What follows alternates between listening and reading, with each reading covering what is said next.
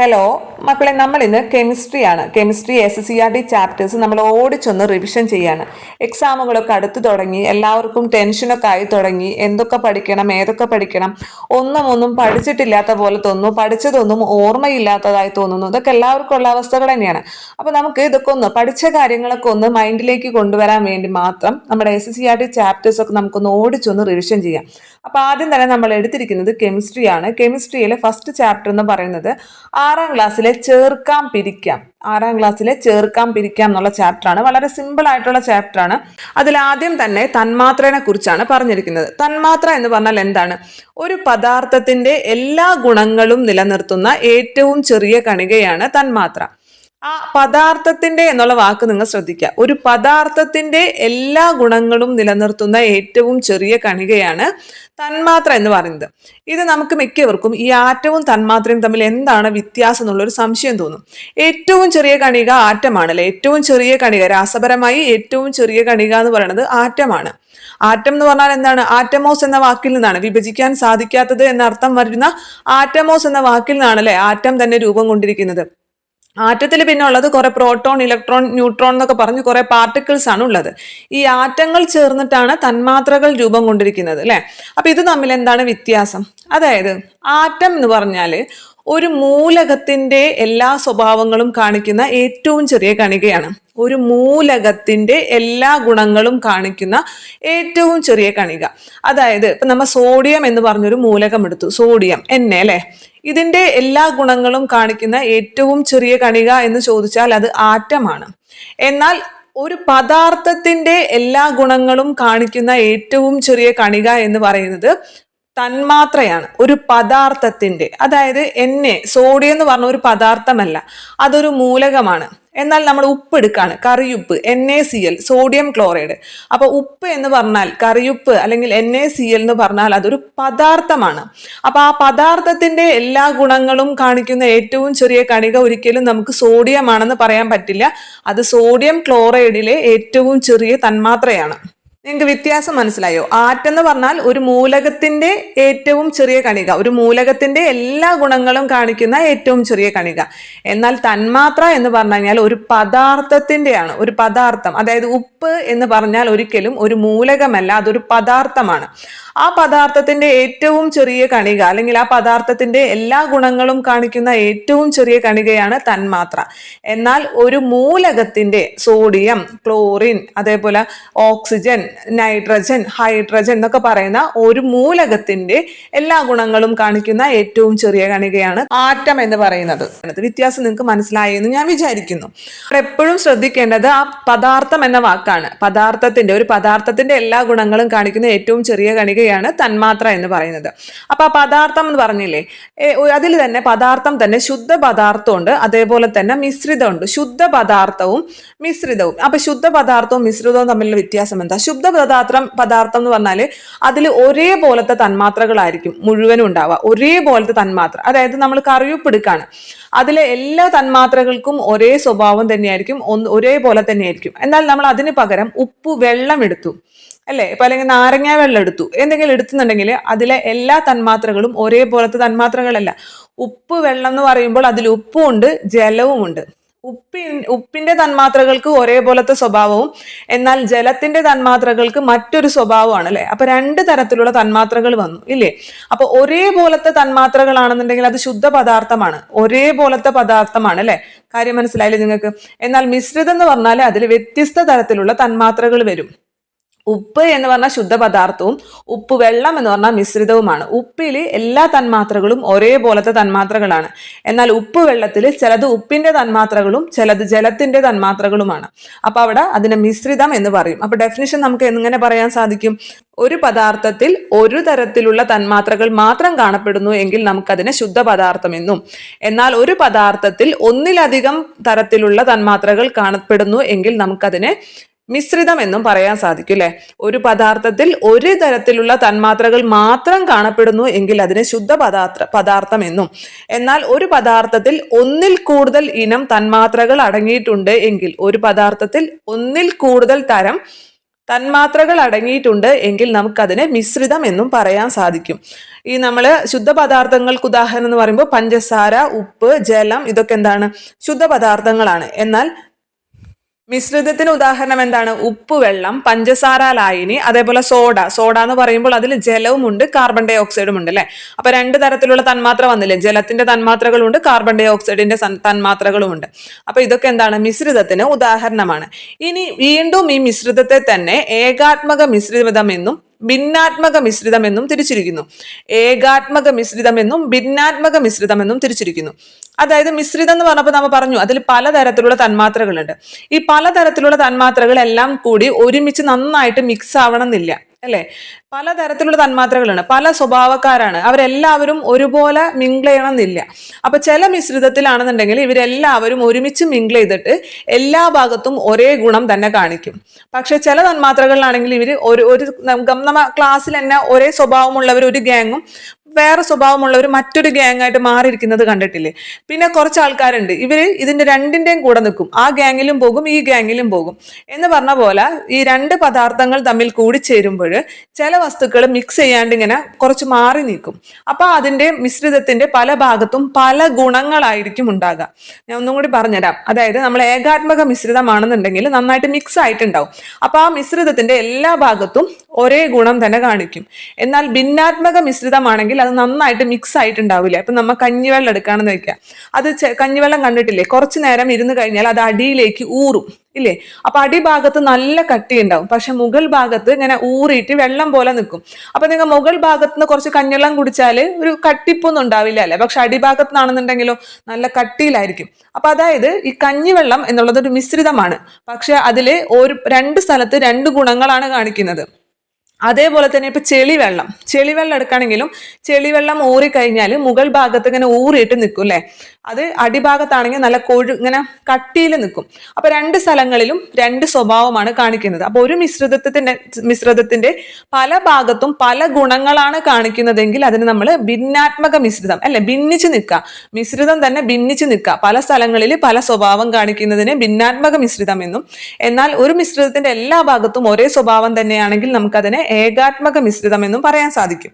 അപ്പൊ നമ്മൾ എന്തൊക്കെ പറഞ്ഞു എന്ന് ഓർത്ത് നോക്കിയാൽ, ആദ്യം തന്നെ ആറ്റം എന്ന് പറഞ്ഞാൽ ഏറ്റവും ചെറിയ കണികയാണ്. ആറ്റങ്ങൾ ചേർന്നിട്ടാണ് തന്മാത്രകൾ രൂപം കൊണ്ടിരിക്കുന്നത്. ഒരു പദാർത്ഥത്തിന്റെ എല്ലാ ഗുണങ്ങളും കാണിക്കുന്ന ഏറ്റവും ചെറിയ കണികയാണ് തന്മാത്ര എന്ന് പറയുന്നത്. ഈ തന്മാത്രകൾ ചേർന്നിട്ടാണ് പദാർത്ഥം രൂപം കൊണ്ടിരിക്കുന്നത് അല്ലെ. ഇത്തരത്തില് ഒരു പദാർത്ഥത്തിൽ ഒരേ തരത്തിലുള്ള തന്മാത്രകൾ മാത്രം കാണപ്പെടുന്നു എങ്കിൽ നമുക്കതിനെ ശുദ്ധ പദാർത്ഥം എന്ന് പറയാം. ഒരു പദാർത്ഥത്തിൽ ഒരേ തരത്തിലുള്ള തന്മാത്രകൾ മാത്രം കാണപ്പെടുന്നു എങ്കിൽ നമുക്കതിനെ ശുദ്ധ പദാർത്ഥം എന്നും, എന്നാൽ ഒരു പദാർത്ഥത്തിൽ വ്യത്യസ്ത തരം തന്മാത്രകൾ, അതിൽ ഒന്നിൽ കൂടുതൽ തരം തന്മാത്രകൾ കാണപ്പെടുന്നു എങ്കിൽ നമുക്കതിനെ മിശ്രിതം എന്നും പറയാൻ സാധിക്കും. ഇനി ഈ മിശ്രിതത്തെ തന്നെ നമ്മൾ രണ്ടായി തിരിച്ചു, ഏകാത്മക മിശ്രിതം എന്നും ഭിന്നാത്മക മിശ്രിതം എന്നും. ഏകാത്മക മിശ്രിതം എന്ന് പറഞ്ഞു കഴിഞ്ഞാൽ ഒരു മിശ്രിതത്തിന്റെ എല്ലാ ഭാഗത്തും ഒരേ ഗുണം തന്നെ കാണിക്കുക. എന്നാൽ ഭിന്നാത്മക മിശ്രിതം എന്ന് പറഞ്ഞു കഴിഞ്ഞാൽ ഒരു മിശ്രിതത്തിന്റെ പല ഭാഗങ്ങളിൽ പലതരത്തിലുള്ള സ്വഭാവം, വ്യത്യസ്ത ഭാഗങ്ങളിൽ വ്യത്യസ്ത സ്വഭാവം കാണിക്കുന്ന മിശ്രിതമാണെങ്കിൽ നമുക്കതിനെ ഭിന്നാത്മക മിശ്രിതം എന്ന് പറയാം. ഏകാത്മക മിശ്രിതത്തിന് ഉദാഹരണമാണ് ഉപ്പ്, വെള്ളം, പഞ്ചസാര, ലായനി എന്നൊക്കെ പറയുന്നത്. എന്നാൽ ഭിന്നാത്മക മിശ്രിതത്തിന് ഉദാഹരണമാണ് കഞ്ഞിവെള്ളം, ചെളിവെള്ളം എന്നൊക്കെ പറയുന്നത്. ഇനി അടുത്തത് നമ്മൾ ലീനം, ലായകം, ലായനി. ലീനം, ലായകം, ലായനി. ലായനി നമുക്ക് എല്ലാവർക്കും അറിയാം. ലായനി എന്ന് പറഞ്ഞാൽ ഒരു വസ്തു മറ്റൊരു വസ്തുവിൽ പൂർണ്ണമായും ലയിച്ചിട്ടുണ്ടെങ്കിൽ നമ്മൾ ലായനി എന്ന് പറയും അല്ലെ. ഉപ്പുവെള്ളം ഒരു ലായനിയാണ്. ഉപ്പ് ജലത്തിൽ ലയിച്ചിരിക്കുന്നു, അപ്പോൾ ഉപ്പുവെള്ളം ഒരു ലായനിയാണ്.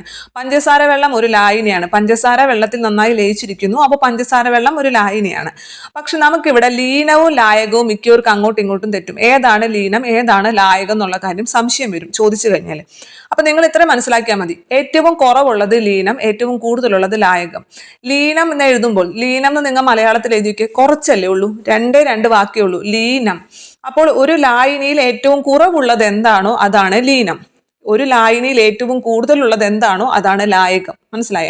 അപ്പൊ നമ്മൾ കുറച്ച് ഉപ്പെടുത്ത് ഒരു ഗ്ലാസ് വെള്ളത്തിൽ കലക്കി എന്നുണ്ടെങ്കിൽ അവിടെ ലീനം എന്ന് പറയുന്നത് ഉപ്പാണ്. ഉപ്പ് കുറച്ചേ ഉള്ളൂ. എന്നാൽ വെള്ളമാണ് കൂടുതൽ. അപ്പൊ ലായകം എന്ന് പറഞ്ഞത് വെള്ളമാണ്. ഇനി അവിടെ മനസ്സിലാക്കേണ്ട കാര്യം, ലായനി എന്ന് പറയുന്നത് ഈ വെള്ളം ഉണ്ടെങ്കിൽ മാത്രമല്ല ലായനി ഉണ്ടാവുക.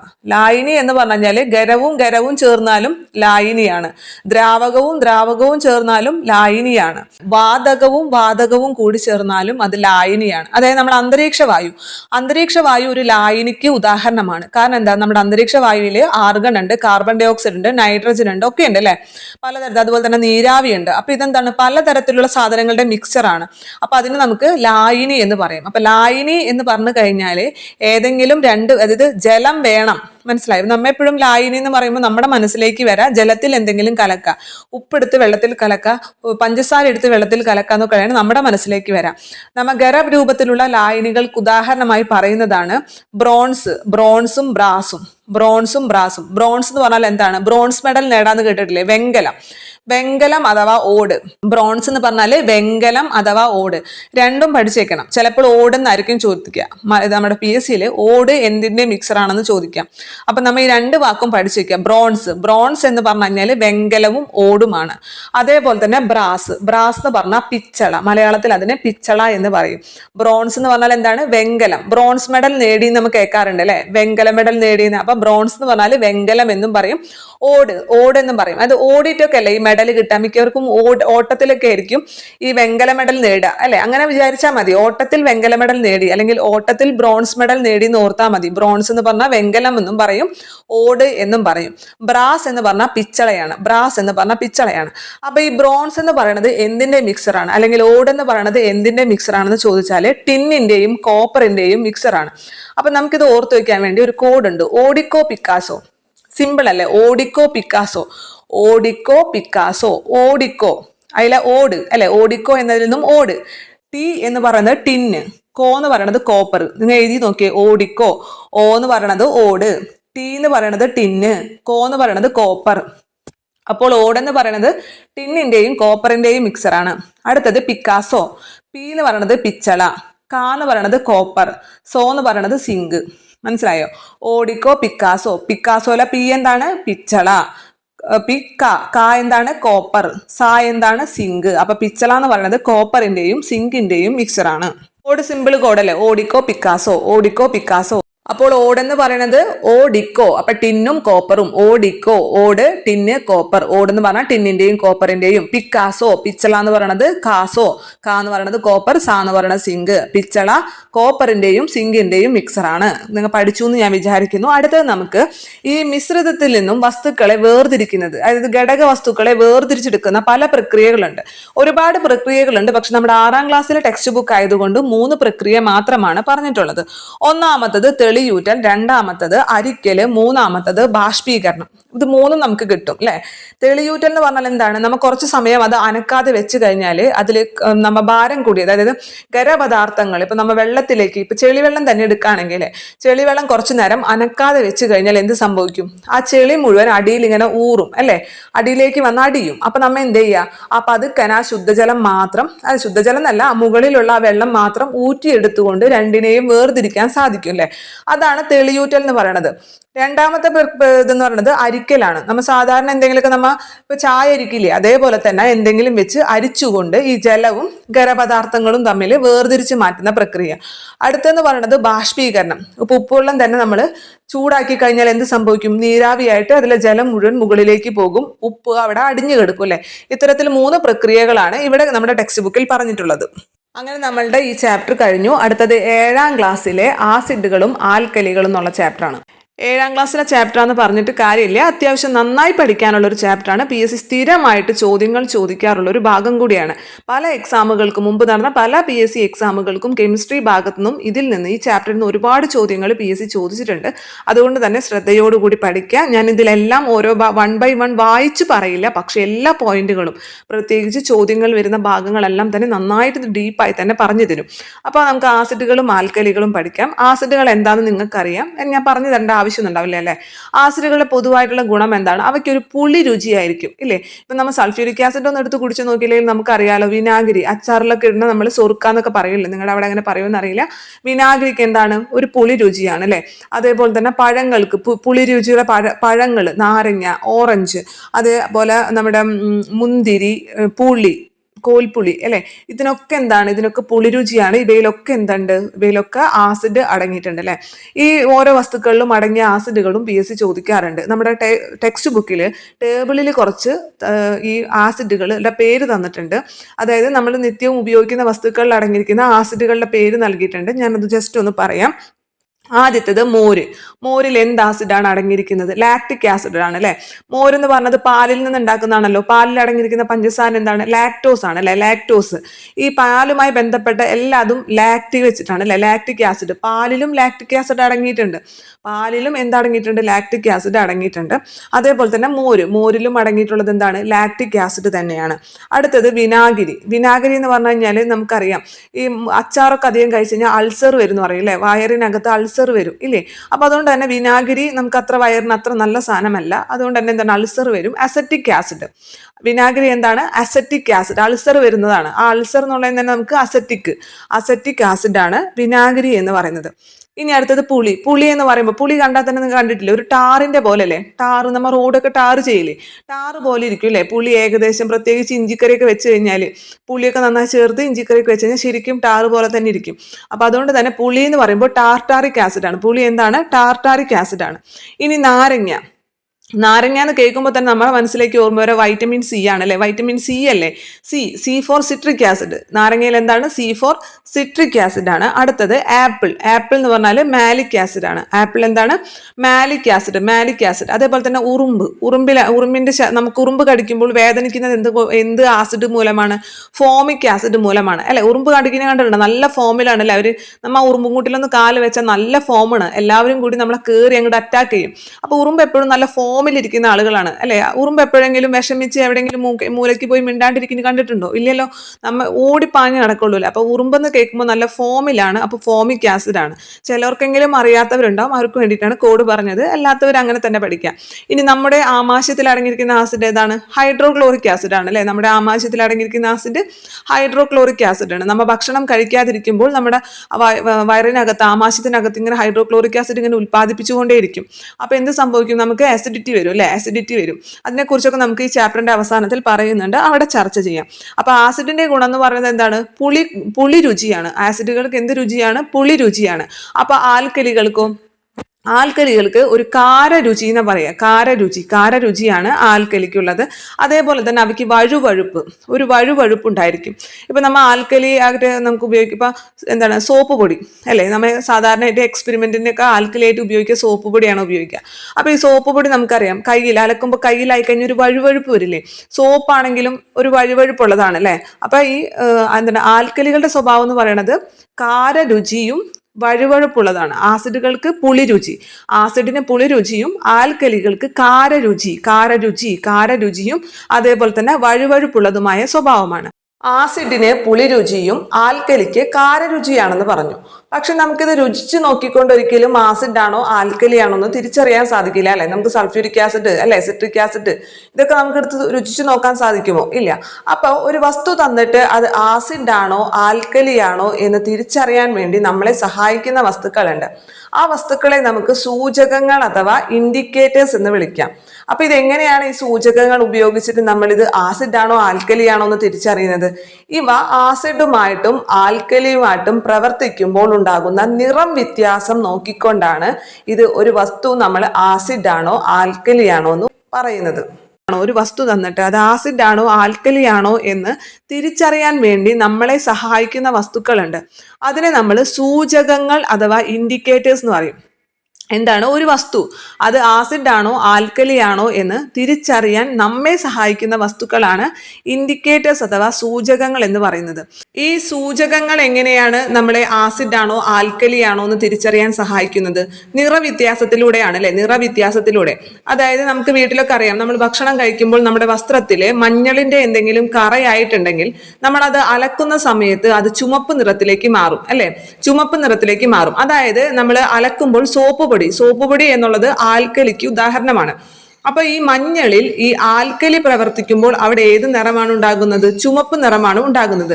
നിങ്ങളൊക്കെ ചെറിയ ക്ലാസ്സിലൊക്കെ എക്സ്പെരിമെന്റ് ചെയ്തിട്ടുണ്ടാവും. അതായത് നമ്മൾ ഒരു ക്ലാസ്സിൽ കുറച്ച് മഞ്ഞൾപ്പൊടി എടുത്ത് കലക്കാം, എന്നിട്ട് അതിലേക്ക് കുറച്ച് സോപ്പും പൊടി ഇടാം. സോപ്പ് പൊടി ഇട്ട് കലക്കുമ്പോൾ അതിന് ചുമപ്പ് നിറം വരും. അപ്പൊ മഞ്ഞൾപ്പൊടി കലക്കിയ വെള്ളത്തിലേക്ക് നിങ്ങൾ സോപ്പ് പൊടി ഇട്ട് കൊടുക്കുകയാണെങ്കിൽ അത് ചുമപ്പ് നിറം വരും.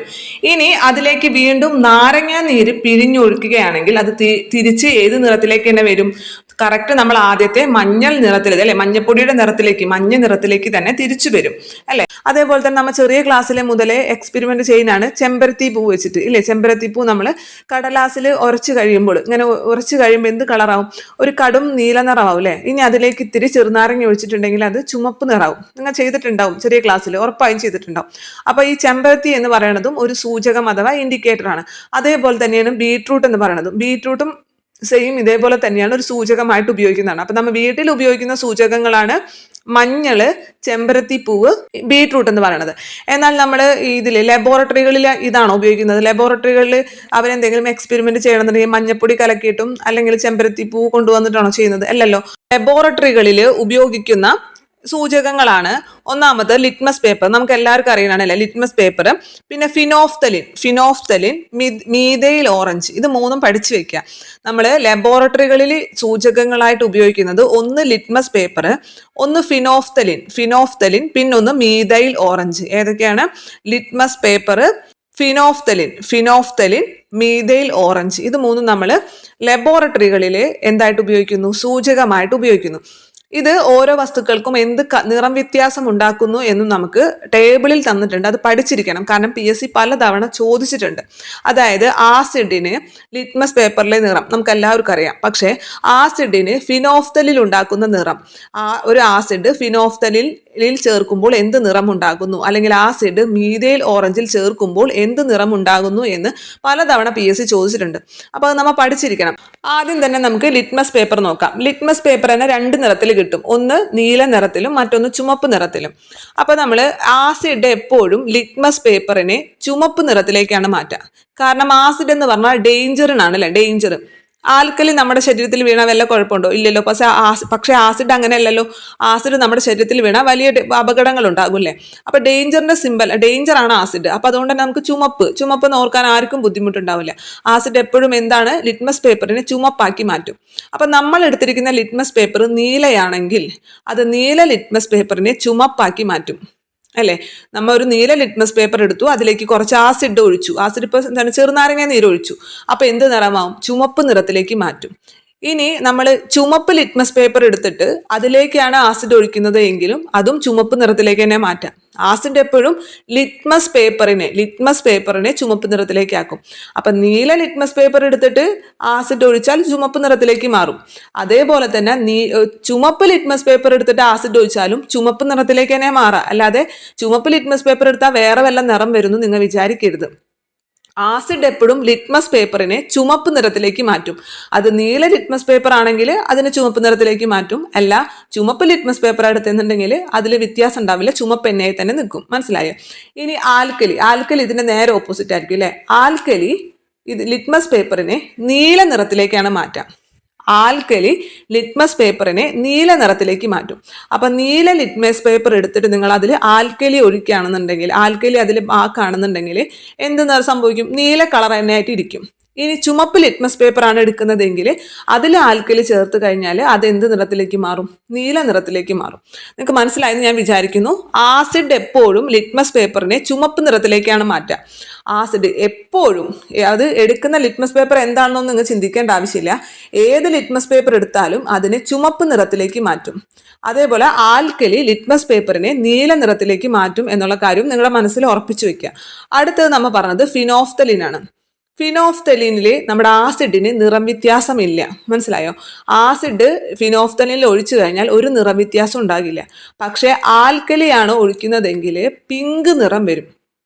ഫിനോഫ്തലിനിലേക്ക് ആൽക്കലി ചേർത്ത് കഴിഞ്ഞാൽ എന്ത് നിറം വരും? പിങ്ക് നിറം വരും. അപ്പൊ മനസ്സിൽ ഉറപ്പിക്കുക, ഫിനോഫ്തലിനിലേക്ക് ആസിഡ് ഒഴിച്ചു കഴിഞ്ഞാൽ ഒരു നിറം വ്യത്യാസം ഉണ്ടാവില്ല, നിറവ്യത്യാസമില്ല. എന്നാൽ ആൽക്കലി ചേർത്ത് കഴിഞ്ഞാൽ എന്ത് സംഭവിക്കും? പിങ്ക് നിറം കിട്ടും. പിങ്ക് നിറമാണ് വരുന്നത്. അടുത്തത് മീഥൈൽ ഓറഞ്ച്. മീഥൈൽ ഓറഞ്ചിലേക്ക് ആസിഡ് ചേർത്ത് കഴിഞ്ഞാൽ ഇളം പിങ്ക് വരും. ആസിഡാണേ, ആസിഡ് അത് നിങ്ങൾ എഴുതി വെച്ചെന്നെ പഠിക്കാം. മീഥൈൽ ഓറഞ്ചും ആൽക്കലിയും തമ്മിൽ ചേർന്ന് കഴിഞ്ഞാൽ ഇളം മഞ്ഞ നിറവും വരും. ഇളം മഞ്ഞ നിറവും വരും. 3 കാര്യങ്ങളെ നമ്മൾ പറഞ്ഞിട്ടുള്ളൂ. ആദ്യം ലിറ്റ്മസ് പേപ്പർ എടുത്തു. ലിറ്റ്മസ് പേപ്പറിലെ എന്താക്കും, നമ്മുടെ ആസിഡ് ആണെങ്കിൽ എപ്പോഴും ചുമപ്പ് നിറത്തിലേക്ക് മാറ്റും. ആസിഡ് ഡേഞ്ചറിന്റെ ചിഹ്നമാണ്. അതുകൊണ്ട് തന്നെ ലിറ്റ്മസ് പേപ്പറിനെ അത് എപ്പോഴും ചുമപ്പ് നിറത്തിലേക്ക് മാറ്റും. ആൽക്കലി ലിറ്റ്മസ് പേപ്പറിനെ എപ്പോഴും നീല നിറത്തിലേക്ക് മാറ്റും. ഇനി നമ്മൾ അടുത്തത് ഫിനോഫ്തലിൻ എടുത്തു. ഫിനോഫ്തലിന്റെ നിറം ആസിഡ് ചേർത്ത് കഴിഞ്ഞാൽ എന്തായി മാറും? ഒരു മാറ്റം ഉണ്ടാവില്ല, നിറം വ്യത്യാസം ഉണ്ടാകില്ല. ഫിനോഫ്തലിനിലേക്ക് ആസിഡ് ചേർത്ത് കഴിഞ്ഞാൽ ഒരു നിറം വ്യത്യാസവും ഉണ്ടാകില്ല. പക്ഷെ ഫിനോഫ്തലിനിലേക്ക് ആൽക്കലി ചേർത്ത് കഴിഞ്ഞാൽ പിങ്ക് നിറം വരും. പിങ്ക് നിറം വരും. അടുത്തത് മീഥൈൽ ഓറഞ്ച്. മീഥൈൽ ഓറഞ്ചിലേക്ക് ആസിഡ് ചേർത്ത് കഴിഞ്ഞാൽ എന്ത് സംഭവിക്കും? അവിടെ ഇളം പിങ്ക്. ഇളം പിങ്ക് ആസിഡ് അവിടെ വരുമ്പോൾ ഇളം പിങ്ക് നിറവും. അതേപോലെ തന്നെ മീഥൈൽ ഓറഞ്ചിലേക്ക് ആൽക്കലി ചേർത്ത് കഴിഞ്ഞാൽ ഇളം മഞ്ഞ നിറവും തരും. ഞാൻ അവിടെ ഒരു ടേബിൾ കാണിച്ചിട്ടുണ്ട്, മനസ്സിലായോ? അത് ഈ നമ്മുടെ ഇതിലേക്ക് ഓരോരോ വസ്തുക്കളും ആസിഡിലുമായി പ്രവർത്തിക്കുമ്പോൾ ഉണ്ടാകുന്ന നിറം വ്യത്യാസമാണ് അവിടെ കൊടുത്തിട്ടുള്ളത്.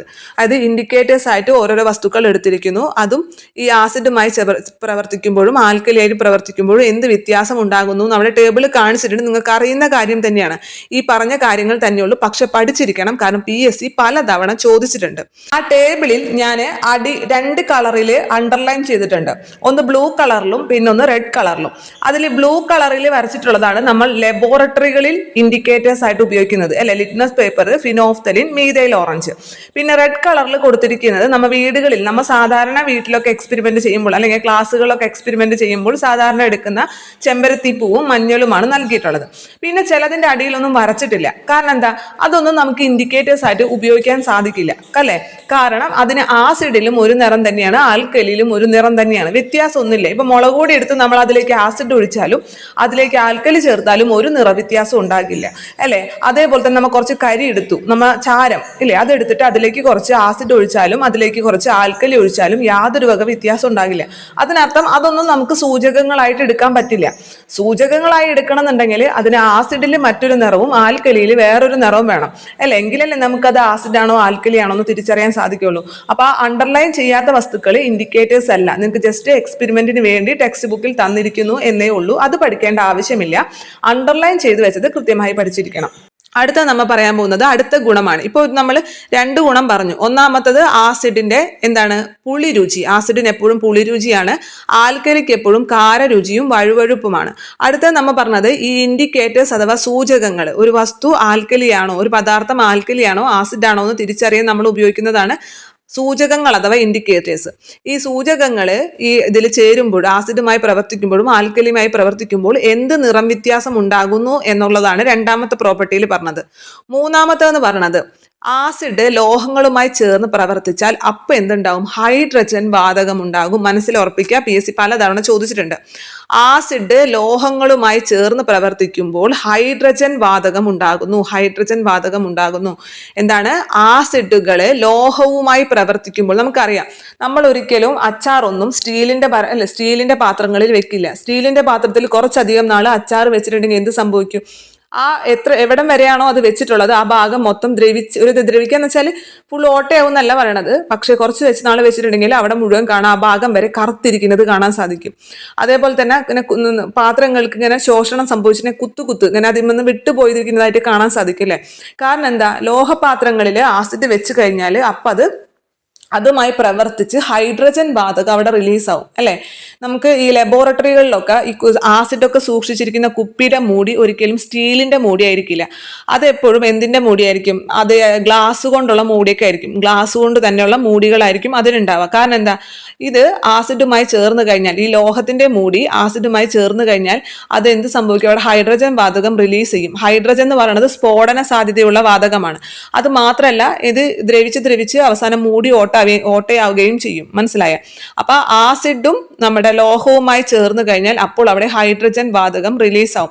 നിങ്ങൾ ഈ നാരങ്ങ മുറിക്കില്ലേ, കത്തി നാരങ്ങ മുറിച്ചിട്ട് നിങ്ങൾ കഴുകാതെ സ്ഥിരം എടുത്തു വെക്കുകയാണെങ്കിൽ കുറച്ച് നാൾ കഴിയുമ്പോൾ അതിന്റെ ആ നടുഭാഗം ഉണ്ടല്ലോ, നമ്മൾ ആ മുറിക്കുന്ന ഭാഗം ദ്രവിച്ച് അവസാനം അത് ഒടിഞ്ഞു പോകും. അത് നോക്കിയാൽ അറിയാം. കാരണം എന്താ, കത്തി എന്ന് പറയുന്നത് ഒരു ലോഹമാണ്, ഇരുമ്പാണ്. നാരങ്ങ എന്ന് പറയുന്നത് എന്താണ്, ഒരു ആസിഡ് സ്വഭാവമുള്ളതാണ്. അപ്പൊ സ്ഥിരം ഇത് കത്തി കൊണ്ട് നമ്മൾ നാരങ്ങ മുറിച്ചു കഴിഞ്ഞാൽ അത് കഴുകാതെ വെച്ച് കഴിഞ്ഞാൽ എന്ത് സംഭവിക്കും, അത് ദ്രവിച്ച് അവസാനം അത് ഒടിഞ്ഞു പോകും. അതുകൊണ്ട് തന്നെ മനസ്സിലാക്കുക, ലോഹങ്ങൾ ആസിഡുമായി ചേർന്ന് പ്രവർത്തിച്ചു കഴിഞ്ഞാൽ ഹൈഡ്രജൻ റിലീസ് ആവും. ഇത് ഇങ്ങനെയല്ല ചോദിക്കുക, നിങ്ങളോട് ഹൈഡ്രജൻ വാതകം റിലീസ് ആവുമോ എന്നല്ല ചോദിക്കുക. എന്താണെന്ന് വെച്ചാൽ നിങ്ങൾക്ക് തരും, ഒരു എക്സാമ്പിൾ ആയിട്ട് തരും. ഒരു ടെസ്റ്റ് ട്യൂബിൽ കുറച്ച് ഹൈഡ്രോക്ലോറിക് ആസിഡ് എടുത്തു, എന്നിട്ട് അതിലേക്ക് ഒരു സിങ്ക് കഷ്ണം ഇട്ട് കൊടുത്തു. അവിടെ എന്തോ ഒരു വാതകം ഉണ്ടായി, അല്ലെങ്കിൽ ഒരു തീപ്പെട്ടിക്കൊള്ളി ഒരിച്ച് കത്തിച്ച് അത് കത്തി, നല്ല രീതിയിൽ കത്തി ആ വാതകം. എന്തുകൊണ്ടാണ്? അപ്പൊ അവിടെ ഉണ്ടായ വാതകം, അവിടെ എന്ത് മാറ്റമാണ് ഉണ്ടായത്, അല്ലെങ്കിൽ അവിടെ പുറത്തു വന്ന വാതകം, ആ ടെസ്റ്റ് ട്യൂബിൽ നിന്നും പുറത്തു വന്ന വാതകം എന്തെന്ന് ചോദിക്കും. PSC പലതവണ ചോദിച്ചിട്ടുണ്ട്. അപ്പൊ ഏത് വാതകമായിരിക്കും? നമുക്ക് അവിടെ സിങ്കുമാണോ ഹൈഡ്രോക്ലോറിക് ആസിഡ് തമ്മിൽ എന്ത് പ്രവർത്തിച്ചു എന്നൊന്നും നമുക്ക് നോക്കേണ്ട ആവശ്യമില്ല. നമുക്ക് ഇത്ര അറിഞ്ഞാൽ മതി, സിങ്ക് എന്ന് പറയുന്നത് ഒരു ലോഹമാണ്, ഹൈഡ്രോക്ലോറിക് ആസിഡ് എന്ന് പറയുന്നത് ആസിഡാണ്. അപ്പൊ രണ്ടും കൂടി പ്രവർത്തിച്ചാൽ എന്ത് സംഭവിക്കും? അവിടെ ഹൈഡ്രജൻ വാതകം റിലീസ് ആവും. ഹൈഡ്രജൻ എന്ന് പറയുന്നത് ഒരു സ്ഫോടന സാധ്യത, കത്തുന്ന വാതകമാണ് അല്ലെ ഹൈഡ്രജൻ. അപ്പൊ അതുകൊണ്ട് തന്നെ തീപ്പെട്ടിക്കൊള്ളി ഉരച്ച് കൊണ്ടുവന്ന് വെച്ചിട്ടുണ്ടെങ്കിൽ നല്ല രീതിയിൽ അത് കത്തും അല്ലെ. അപ്പൊ അവിടെ പുറത്തു വന്ന വാതകം ഹൈഡ്രജൻ ആണ്. അങ്ങനെ ചോദിക്കുള്ളൂ. അതായത് ഒരു ടെസ്റ്റ് ട്യൂബിൽ കുറച്ച് ഏതെങ്കിലും ഒരു ആസിഡ് എടുത്തു എന്ന് പറയും, ഹൈഡ്രോക്ലോറിക് ആസിഡ് അങ്ങനെ എടുത്തു, എന്നിട്ട് അതിലേക്ക് ഏതെങ്കിലും ലോഹ കഷ്ണം, ഏത് ലോഹ കഷ്ണം വേണമെങ്കിലും ആവാം, ഇപ്പൊ സിങ്ക് എന്ന് പറഞ്ഞു, അല്ലെങ്കിൽ ഇരുമ്പാവാം, എന്ത് വേണമെങ്കിലും ആവാം, ഏതെങ്കിലും ഒരു ലോഹ കഷ്ണം അതിലേക്ക് ഇട്ട് കൊടുത്തു. അപ്പോൾ അതിൽ നിന്നും ഒരു വാതകം പുറത്തു വന്നതായി ശ്രദ്ധിക്കപ്പെട്ടു, അല്ലെങ്കിൽ തീപ്പെട്ടിക്കൊള്ളി ഉരച്ച് കത്തി വെച്ചപ്പോൾ ചെറിയൊരു സ്ഫോടന ശബ്ദത്തോടു കൂടി, അതായത് ഇങ്ങനെ ഒരു ചെറിയൊരു ടപ്പ് എന്നുള്ളൊരു ഒച്ച കേൾക്കും. കാരണം എന്താ വെച്ചാൽ ഞാൻ പറഞ്ഞില്ലേ, ഹൈഡ്രജൻ എന്ന് പറഞ്ഞാൽ സ്ഫോടന സാധ്യതയുള്ള ഒരു വാതകമാണ്. അപ്പൊ ഇത് ഒരുപാട് ഉൽപ്പാദിപ്പിക്കുകയാണെങ്കിൽ വലിയ രീതിയിലുള്ള ഒരു സ്ഫോടനം ഉണ്ടാവും. പക്ഷെ നമ്മുടെ ഇതിലെ ടെസ്റ്റ് ട്യൂബിൽ നിന്ന് വളരെ ചെറിയ അളവിലല്ലേ ഹൈഡ്രജൻ പുറത്തു വരുന്നുള്ളൂ. അപ്പൊ ചെറുതായിട്ടൊരു ടപ്പ് എന്നുള്ള ഒരു ഒച്ചയോട് കൂടിയിട്ടായിരിക്കും അത് കത്തുന്നത്. സാധാരണ ഓക്സിജൻ വാതകം പുറത്തു വരാണെങ്കിലും ഇതേപോലെ തന്നെ കത്താൻ സഹായിക്കുന്ന വാതകമാണ് ഓക്സിജൻ. അപ്പോഴും ഇത് നന്നായിട്ട് കത്തും. പക്ഷെ നമ്മൾ അവിടെ ശ്രദ്ധിക്കേണ്ടത് ഇത്ര മാത്രമേ ഉള്ളൂ, അവിടെ നമ്മുടെ ലോഹവും ഹൈഡ്രോക്ലോറിക് ആസിഡും അല്ലെങ്കിൽ ലോഹവും ആസിഡും തമ്മിൽ പ്രവർത്തിച്ചിരിക്കുന്നു, ഹൈഡ്രജൻ വാതകം റിലീസ് ആയിരിക്കുന്നു. ഇത്രയും നമുക്ക് അറിയേണ്ട കാര്യമുള്ളൂ. ഇപ്പൊ നമ്മൾ പറഞ്ഞത് ആസിഡും ലോഹവും തമ്മിൽ പ്രവർത്തിക്കുമ്പോഴാണ്. ഇതേപോലെ തന്നെ ആസിഡും കാർബണേറ്റുകളും തമ്മിൽ പ്രവർത്തിച്ചാൽ, കാർബണേറ്റ് എന്ന് പറഞ്ഞാൽ നമുക്കറിയാം, കക്ക ഒരു കാർബണേറ്റ് ആണ്, ഏറ്റവും പ്രധാനപ്പെട്ട ഒരു കാർബണേറ്റ് ആണ് കക്ക എന്ന് പറയുന്നത്. കക്ക, ചിപ്പി അല്ലെ, കക്കയും ചിപ്പിയും എന്ന് പറയുന്നത്. എന്നാൽ നീറ്റ് കക്ക എന്ന് പറയുന്നത് കാർബണേറ്റ് അല്ല, കാൽസ്യം കാർബണേറ്റ് അല്ല, അത് കാൽസ്യം ഓക്സൈഡ് ആണ് നീറ്റു കക്ക. ജസ്റ്റ് പറഞ്ഞേ ഉള്ളൂ. കക്ക, ചിപ്പി ഇതൊക്കെ പറയുന്നത് കാർബണേറ്റ് ആണ്. അതുപോലെ ചോക്ക് പൊടി, പിന്നെ മാർബിൾ, ഇതൊക്കെ എന്താണ്, കാർബണേറ്റുകളാണ്. അപ്പൊ ഈ കാർബണേറ്റുകൾ ആസിഡുമായി പ്രവർത്തിച്ചു കഴിഞ്ഞാൽ അവിടെ കാർബൺ ഡൈ ഓക്സൈഡ് ആണ് വരുന്നത്. നേരത്തെ ലോഹം ആസിഡുമായി പ്രവർത്തിക്കുമ്പോൾ എന്താണ്, ഹൈഡ്രജൻ വാതകമാണ് റിലീസ് ചെയ്തത്. ഇവിടെ കാർബണേറ്റുകളുമായിട്ട് ആസിഡ് പ്രവർത്തിച്ചു കഴിഞ്ഞാൽ, കാർബൺ ഡൈ ഓക്സൈഡ് വാതകമാണ് റിലീസ് ചെയ്യാം. അപ്പൊ നിങ്ങൾക്ക് തരുന്ന ചോദ്യം എന്തായിരിക്കും? ഒരല്പം ചോക്കുപൊടി അല്ലെ എടുത്തു, ഒരു ടെസ്റ്റ് ട്യൂബിൽ ചോക്കുപൊടി എടുത്തു, അതിലേക്ക് ഹൈഡ്രോക്ലോറിക് ആസിഡ് ഒഴിച്ചു കൊടുത്തു. അല്ലാന്നുണ്ടെങ്കിൽ ഒരു ടെസ്റ്റ് ട്യൂബിൽ ഹൈഡ്രോക്ലോറിക് ആസിഡ് എടുത്തു, എന്നിട്ട് അതിലേക്ക് അല്പം ചോക്കുപൊടി ഇട്ട് കൊടുത്തു അല്ലെ. അപ്പൊ മുകളിലെ ഒരു തീപ്പെട്ടിക്കൊള്ളി കത്തിച്ചു വെച്ചപ്പോൾ അത് കെട്ടുപോയി അല്ലെ, അണഞ്ഞുപോയി എന്ന് പറയും. കാരണം എന്താ, കാർബൺ ഡൈ ഓക്സൈഡ് എന്ന് പറഞ്ഞത് തീ അണയ്ക്കുന്ന വാതകമാണ് അല്ലെ. അപ്പൊ എന്താണ്, തീ അണഞ്ഞുപോയി. അപ്പൊ അവിടെ ഉണ്ടായ വാതകം എന്താണ് എന്നൊക്കെ ആയിരിക്കും ചോദ്യം വരാം. അപ്പൊ നിങ്ങൾ ശ്രദ്ധിക്കേണ്ടത് എന്താണ്, കാർബണേറ്റ് ആസിഡുമായി പ്രവർത്തിച്ചാൽ അവിടെ കാർബൺ ഡൈ ഓക്സൈഡ് വാതകം ഉണ്ടാകും. അതാണ് നിങ്ങൾ മനസ്സിലാക്കേണ്ട കാര്യം. അപ്പൊ ലോഹം ആസിഡുമായി പ്രവർത്തിച്ചു കഴിഞ്ഞാൽ എന്തുണ്ടാവും, ഹൈഡ്രജൻ വാതകം റിലീസ് ആവും. കാർബണേറ്റുകൾ ആസിഡുമായി പ്രവർത്തിച്ചു കഴിഞ്ഞാൽ എന്ത് റിലീസ് ആവും, കാർബൺ ഡൈ ഓക്സൈഡ് റിലീസ് ആവും. അപ്പൊ നിങ്ങൾക്ക് തരുമ്പോൾ കാർബണേറ്റ് നല്ല തര കക്കയിലേക്ക് അല്ലെങ്കിൽ നമ്മുടെ ചോക്ക് പൊടിയിലേക്ക് അല്ലെങ്കിൽ മുട്ടത്തോടിലേക്ക് എന്നൊക്കെ ആയിരിക്കും. മുട്ടത്തോടും ഒരു കാൽസ്യം കാർബണേറ്റ് തന്നെയാണ്. മാർബിളിലേക്ക്, അങ്ങനെ മാർബിളിന്റെ കഷ്ണത്തിലേക്ക്, അങ്ങനെ എന്തെങ്കിലുമൊക്കെ ആയിരിക്കും തരാം. അപ്പൊ നിങ്ങൾ മനസ്സിലാക്കി വെക്കുക, ഈ കക്ക, ചിപ്പി, അതേപോലെ ചോക്ക് പൊടി, മാർബിൾ ഇതൊക്കെ എന്താണ്, കാർബണേറ്റുകൾക്ക് ഉദാഹരണമാണ്. ഇത് ആസിഡുമായി പ്രവർത്തിച്ചു കഴിഞ്ഞാൽ അവിടെ കാർബൺ ഡൈ ഓക്സൈഡ് വാതകം റിലീസ് ആവും. ഇത് പിന്നെയും റിപ്പീറ്റ് ചെയ്ത് പറയുന്നത് ഇത് ഒരുപാട് തവണ PSC ചോദിച്ചിട്ടുള്ളത് കൊണ്ടാണ്. ഇനി ഒരിക്കലും തെറ്റിക്കാൻ പാടില്ല. ഈ ചാപ്റ്ററിലെ ഏറ്റവും പ്രധാനപ്പെട്ട പോയിന്റ് ഇതാണെന്ന് പറയാൻ സാധിക്കും. കാരണം PSC പലതവണ ഇത്തരത്തിൽ ഡയറക്റ്റ് അല്ലാതെ ഇൻഡയറക്റ്റ് ആയിട്ട് ഈ കാര്യം ചോദിച്ചിട്ടുണ്ട്. അപ്പൊ നമ്മൾ മൂന്നാമത്തെ പ്രോപ്പർട്ടിയും പറഞ്ഞു കഴിഞ്ഞു. ഇനി അടുത്ത കാര്യത്തിലേക്ക് കടക്കുന്നതിന് മുമ്പ് നമ്മൾ ഈ ഹൈഡ്രജന്റെ കുറച്ച് കാര്യങ്ങൾ നമ്മുടെ ടെക്സ്റ്റ് ബുക്കിൽ നൽകിയിട്ടുണ്ട്. അതായത് നമ്മൾ നേരത്തെ പരീക്ഷണം ചെയ്തപ്പോൾ, അതായത് ഹൈഡ്രോക്ലോറിക് ആസിഡ് എടുത്തു, അതിലേക്ക് സിങ്ക് കഷ്ണം ഇട്ട് കൊടുത്തപ്പോൾ മുകളിലേക്ക് ഒരു വാതകം വന്നു, അത് ഹൈഡ്രജൻ ആണെന്ന് നമ്മൾ തിരിച്ചറിഞ്ഞു അല്ലെ. അപ്പൊ ഈ ഹൈഡ്രജനെ കുറിച്ച് കുറച്ച് കാര്യങ്ങൾ നമ്മൾ ടെക്സ്റ്റ് ബുക്കിൽ നൽകിയിട്ടുണ്ട്. ഹൈഡ്രജൻ എന്ന് പറഞ്ഞാൽ ഒന്നാമത്തെ കാര്യം എന്താണ്, കത്തുന്ന വാതകമാണ് ഹൈഡ്രജൻ. എന്ന് പറയുന്നത്. ഈ ഹൈഡ്രജൻ എന്ന വാതകത്തെ ആദ്യമായി തിരിച്ചറിഞ്ഞ ശാസ്ത്രജ്ഞൻ കാവൻഡിഷ് ആണ്. ഹൈഡ്രജൻ ഹൈഡ്രജൻ എന്ന വാതകത്തെ ഏറ്റവും ആദ്യം തിരിച്ചറിഞ്ഞത്? ഇത് പേര് പഠിച്ചിട്ടുള്ളവർക്ക് അത് ഓർമ്മയുണ്ടാവും. ഇനി അത് പഠിക്കാത്തവർക്ക് വേണ്ടി പറയാം. നമ്മൾ പറഞ്ഞു ഹൈഡ്രജൻ വാതകം എന്ന് പറഞ്ഞു കഴിഞ്ഞാൽ കത്തുന്ന വാതകമാണ് അല്ലെ. കത്തുന്ന വാതകമാണ് ഹൈഡ്രജൻ വാതകം. അത് വെറുതെ കത്തല്ല, നല്ല സ്ഫോടനത്തോടു കൂടി കത്തും. നല്ല സ്ഫോടനത്തോടു കൂടി കത്തുന്ന വാതകമാണ്. അപ്പൊ നമ്മൾ ഈ കാവൻഡിഷ് എന്നുള്ളത് കാലൻ ഡിഷ് എന്ന് പഠിച്ചാലും മതി. കാലൻ, നമ്മുടെ കാലനായിട്ട് വരാൻ അല്ലെ. ഡിഷൊക്കെ ഉണ്ടാക്കുമ്പോൾ, ഡിഷ് എന്ന് പറഞ്ഞാൽ എന്താണ്? വിഭവം. ഈ വിഭവങ്ങളൊക്കെ ഉണ്ടാക്കുമ്പോൾ ഹൈഡ്രജൻ ഉപയോഗിച്ച് കഴിഞ്ഞാൽ അത് നമ്മുടെ കാലനായി മാറും ഇല്ലേ. കാലനായി മാറൂലേ. കാരണം നമുക്കറിയാം നമ്മുടെ വീടുകളിൽ ഹൈഡ്രജൻ നമ്മൾ ഇത്ര അധികം ഗ്യാസ് പണം നൽകിക്കൊണ്ട് ഗ്യാസ് ഉപയോഗിക്കുന്നത് അല്ലെ. ഹൈഡ്രജൻ എന്ന് പറയുന്നത് വില കുറവാണ്. പക്ഷെ നമ്മൾ എന്തുകൊണ്ടാണ് ഈ വീട്ടാവശ്യങ്ങൾക്കുള്ള സിലിണ്ടറിൽ, ഗ്യാസ് സിലിണ്ടറിൽ ഹൈഡ്രജൻ നിറയ്ക്കാത്തത്? ഹൈഡ്രജന്റെ സ്ഫോടന സാധ്യത കാരണം തന്നെയാണ്. ഹൈഡ്രജൻ എന്ന് പറഞ്ഞാൽ നന്നായി ജ്വലിക്കുന്ന, നന്നായി കത്തുന്ന വാതകമാണ്. നമുക്ക് ചെലവ് കുറവാണ്. പക്ഷെ എന്നിട്ടും അത് ഉപയോഗിക്കാത്തതിന് കാരണം അതിന്റെ ഈ സ്ഫോടന സാധ്യത തന്നെയാണ്. അപ്പൊ നമ്മൾ ഡിഷ് ഉണ്ടാക്കാനൊക്കെ ഹൈഡ്രജൻ ഉപയോഗിച്ച് കഴിഞ്ഞാൽ അത് നമ്മുടെ കാലനായി മാറും. ഡിഷ് ഉണ്ടാക്കാൻ ഹൈഡ്രജൻ ഉപയോഗിച്ചാൽ അത് നമ്മുടെ കാലനായി മാറും. അപ്പൊ ഹൈഡ്രജൻ എന്ന് പറയുമ്പോൾ കാലൻ ഡിഷ്, കാലൻ ഡിഷ് എന്ന് ഓർത്താൽ മതി. ഞാൻ അങ്ങനെയാണ് ഓർത്തിരുന്നത്. കാലൻ ഡിഷ്, കാലൻ ഡിഷ് എന്ന് പറഞ്ഞാൽ കാവൻഡിഷ്, കാവൻഡിഷ് ആണ്. ഹൈഡ്രജൻ വാതകം ആദ്യമായിട്ട് തിരിച്ചറിഞ്ഞത് ആരാണ്? ഹെൻറി കാവൻഡിഷ് ആണ്. ഹെൻറി കാവൻഡിഷ് ആണ് ആദ്യമായിട്ട് തിരിച്ചറിഞ്ഞത്. എന്നാൽ അദ്ദേഹത്തിന് പേര് കൊടുക്കാനൊന്നും സാധിച്ചില്ല. ഈ ഹൈഡ്രജന് പേര് കൊടുത്തത് ലാവോസിയർ ആണ്. ലാവോസിയർ എന്ന് പറഞ്ഞാൽ ആരാണ്? രസതന്ത്രത്തിന്റെ പിതാവ് അല്ലെ. രസതന്ത്രത്തിന്റെ പിതാവ് എന്നറിയപ്പെടുന്ന വ്യക്തിയാണ് ലാവോസിയർ എന്ന് പറഞ്ഞത്. അപ്പൊ അതുകൊണ്ട് തന്നെ ലാവോസിയർ തന്നെയാണ് ഹൈഡ്രജനും ഓക്സിജനും പേര് നൽകിയത്. അപ്പൊ നമ്മ ഇങ്ങനെ ഓർത്താൽ മതി. കാരണം നമ്മളെ വീട്ടിലൊക്കെ അറിയാം, ഏറ്റവും തലമൂത്ത അല്ലെ മുതിർന്ന ആളുകൾ ഉണ്ടെങ്കിൽ അവരെ കൊണ്ടാണ് അല്ലെ കുട്ടികൾക്കൊക്കെ പേര് വിളിക്കുക. അച്ഛനമ്മേനെ ഇപ്പൊ മുത്തശ്ശന്മാരുണ്ടെങ്കിൽ മുത്തശ്ശന്മാരെ ആയിരിക്കും ഏൽപ്പിക്കുക പേര് വിളിക്കാൻ വേണ്ടിയിട്ട്. അപ്പൊ അതുകൊണ്ട് തന്നെ കണ്ടെത്തിയത് കാവൻഡിഷ് ആണെങ്കിലും പേര് വിളിക്കാൻ വേണ്ടി ആരെ ഏൽപ്പിച്ചു? ലാവോസിയർ. കാരണം ലാവോസിയർ ആണ് രസതന്ത്രത്തിന്റെ പിതാവ്, ഫാദർ ഓഫ് കെമിസ്ട്രി അല്ലെ. ആരാണ്? ലാവോസിയർ ആണ്. അപ്പൊ ലാവോസിയറിനെ ഏൽപ്പിച്ചു. ലാവോസിയർ ഹൈഡ്രജന് മാത്രമല്ല ഓക്സിജന് പേര് നൽകിയതും ആര് തന്നെയാണ്? ലാവോസിയർ തന്നെയാണ്. അപ്പൊ നമ്മൾ പറഞ്ഞത് ഹൈഡ്രജൻ എന്ന് പറഞ്ഞ കത്തുന്ന വാതകമാണ്. ഹൈഡ്രജൻ വാതകത്തെ ആദ്യമായി തിരിച്ചറിഞ്ഞത് ആരാണ്? ഹെൻറി കാവൻഡിഷ് ആണ് ആദ്യമായിട്ട് കണ്ടെത്തിയത്. പക്ഷെ അതിന് പേര് നൽകിയത് ലാവോസിയർ ആണ് പേര് നൽകിയത്. ഹൈഡ്രജൻ എന്ന വാക്കിന്റെ അർത്ഥം എന്താണ്? ഹൈഡ്രജൻ, ഹൈഡ്രജൻ എന്ന് പറഞ്ഞു കഴിഞ്ഞാൽ ജലം ഉൽപ്പാദിപ്പിക്കുന്നത് എന്നാണ് അർത്ഥം. ഹൈഡ്രജന്റെ അർത്ഥം എന്താണ്? ജലം ഉൽപ്പാദിപ്പിക്കുന്നത് അല്ലെ. നമ്മൾ ഹൈഡ്രോപോണിക്സ് എന്നൊക്കെ പറഞ്ഞ് കേൾക്കാറില്ലേ? ഹൈഡ്രോപോണിക്സ് എന്നൊക്കെ പറഞ്ഞു കഴിഞ്ഞാൽ ജലത്തിൽ കൃഷി ചെയ്യുന്ന രീതിയാണ് അല്ലെ.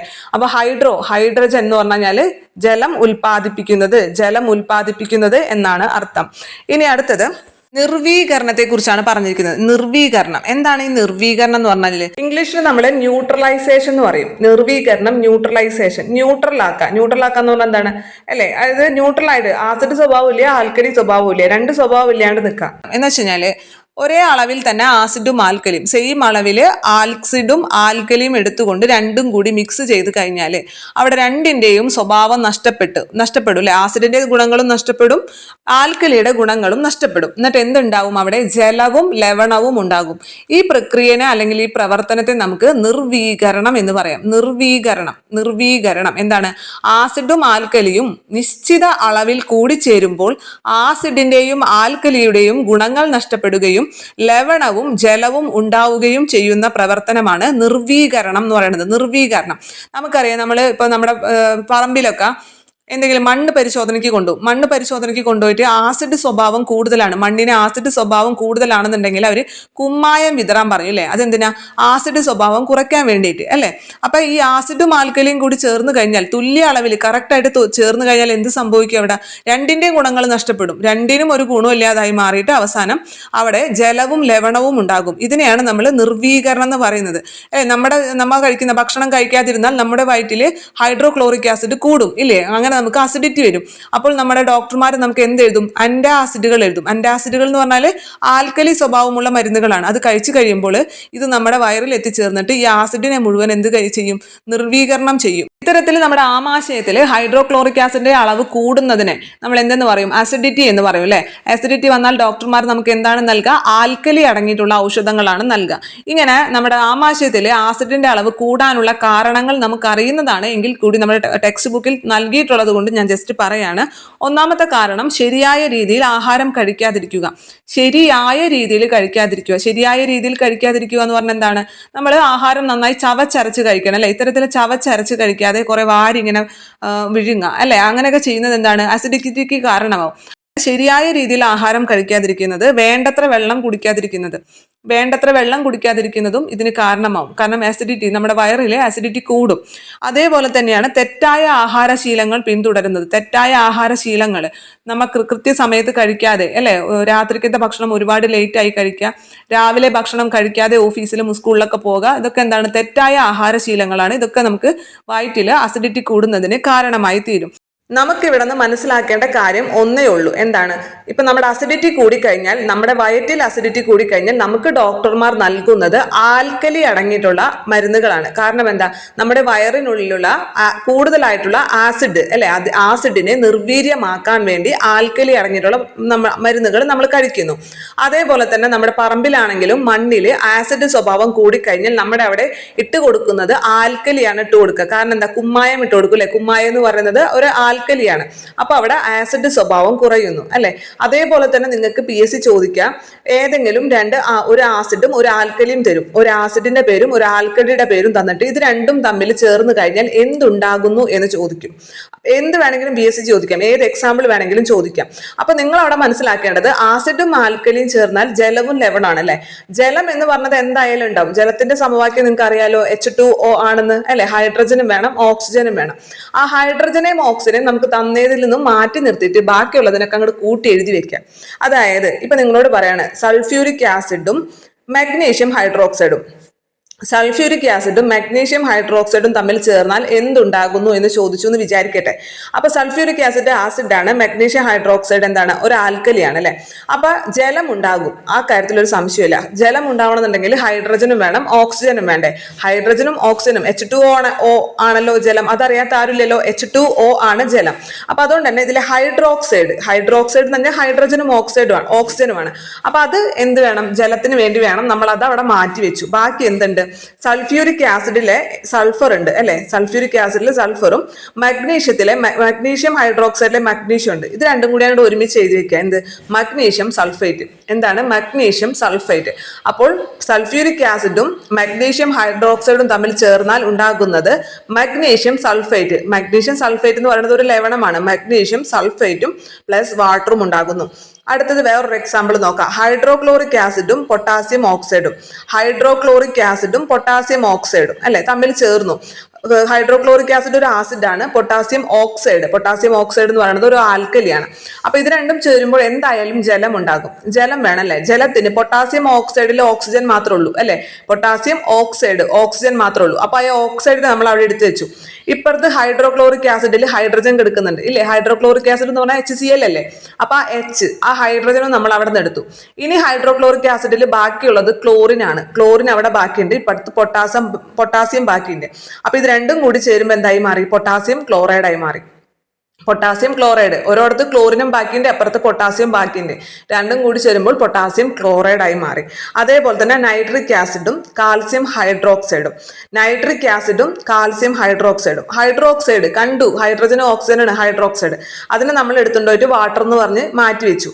ഇനി ഇപ്പുറത്തുള്ളത് നൈട്രേറ്റ്, അല്ലെ? നൈട്രിക് ആസിഡ് ആണ്. അപ്പൊ നൈട്രിക് ഉണ്ട്, ഇപ്പുറത്ത് കാൽസ്യം ഉണ്ട്. രണ്ടും കൂടി ഒരുമിച്ച് എഴുതിയിരിക്കുക, കാൽസ്യം നൈട്രേറ്റ്. അപ്പൊ എന്തുണ്ടാവും? നൈട്രിക് ആസിഡും കാൽസ്യം ഹൈഡ്രോക്സൈഡും കൂടി ചേർന്ന് കഴിഞ്ഞാൽ കാൽസ്യം നൈട്രേറ്റ് പ്ലസ് വാട്ടർ ഉണ്ടാവും. കുറച്ചെങ്കിലും നിങ്ങൾക്ക് മനസ്സിലായെന്ന് ഞാൻ വിചാരിക്കുന്നു. അപ്പൊ നമുക്ക് PSC തരാം ഏതെങ്കിലും ഒരു ആസിഡിന്റെ പേരും ഒരു ആൽക്കലിയുടെ പേരും തന്നിട്ട് ഇത് തമ്മിൽ ചേർന്നാൽ എന്തുണ്ടാകും എന്ന് ചോദിച്ചു കഴിഞ്ഞാൽ ഉറപ്പായിട്ടും വാട്ടർ ഉണ്ടാവും, അതിലൊരു സംശയമില്ല. നമ്മൾ നേരത്തെ പറഞ്ഞില്ലേ, ആസിഡ് ലോഹവുമായി ചേർന്നാൽ എന്തായാലും എന്തുണ്ടാവും? ഹൈഡ്രജൻ വാതകം ഉണ്ടാവും, അതിലൊരു സംശയമില്ല.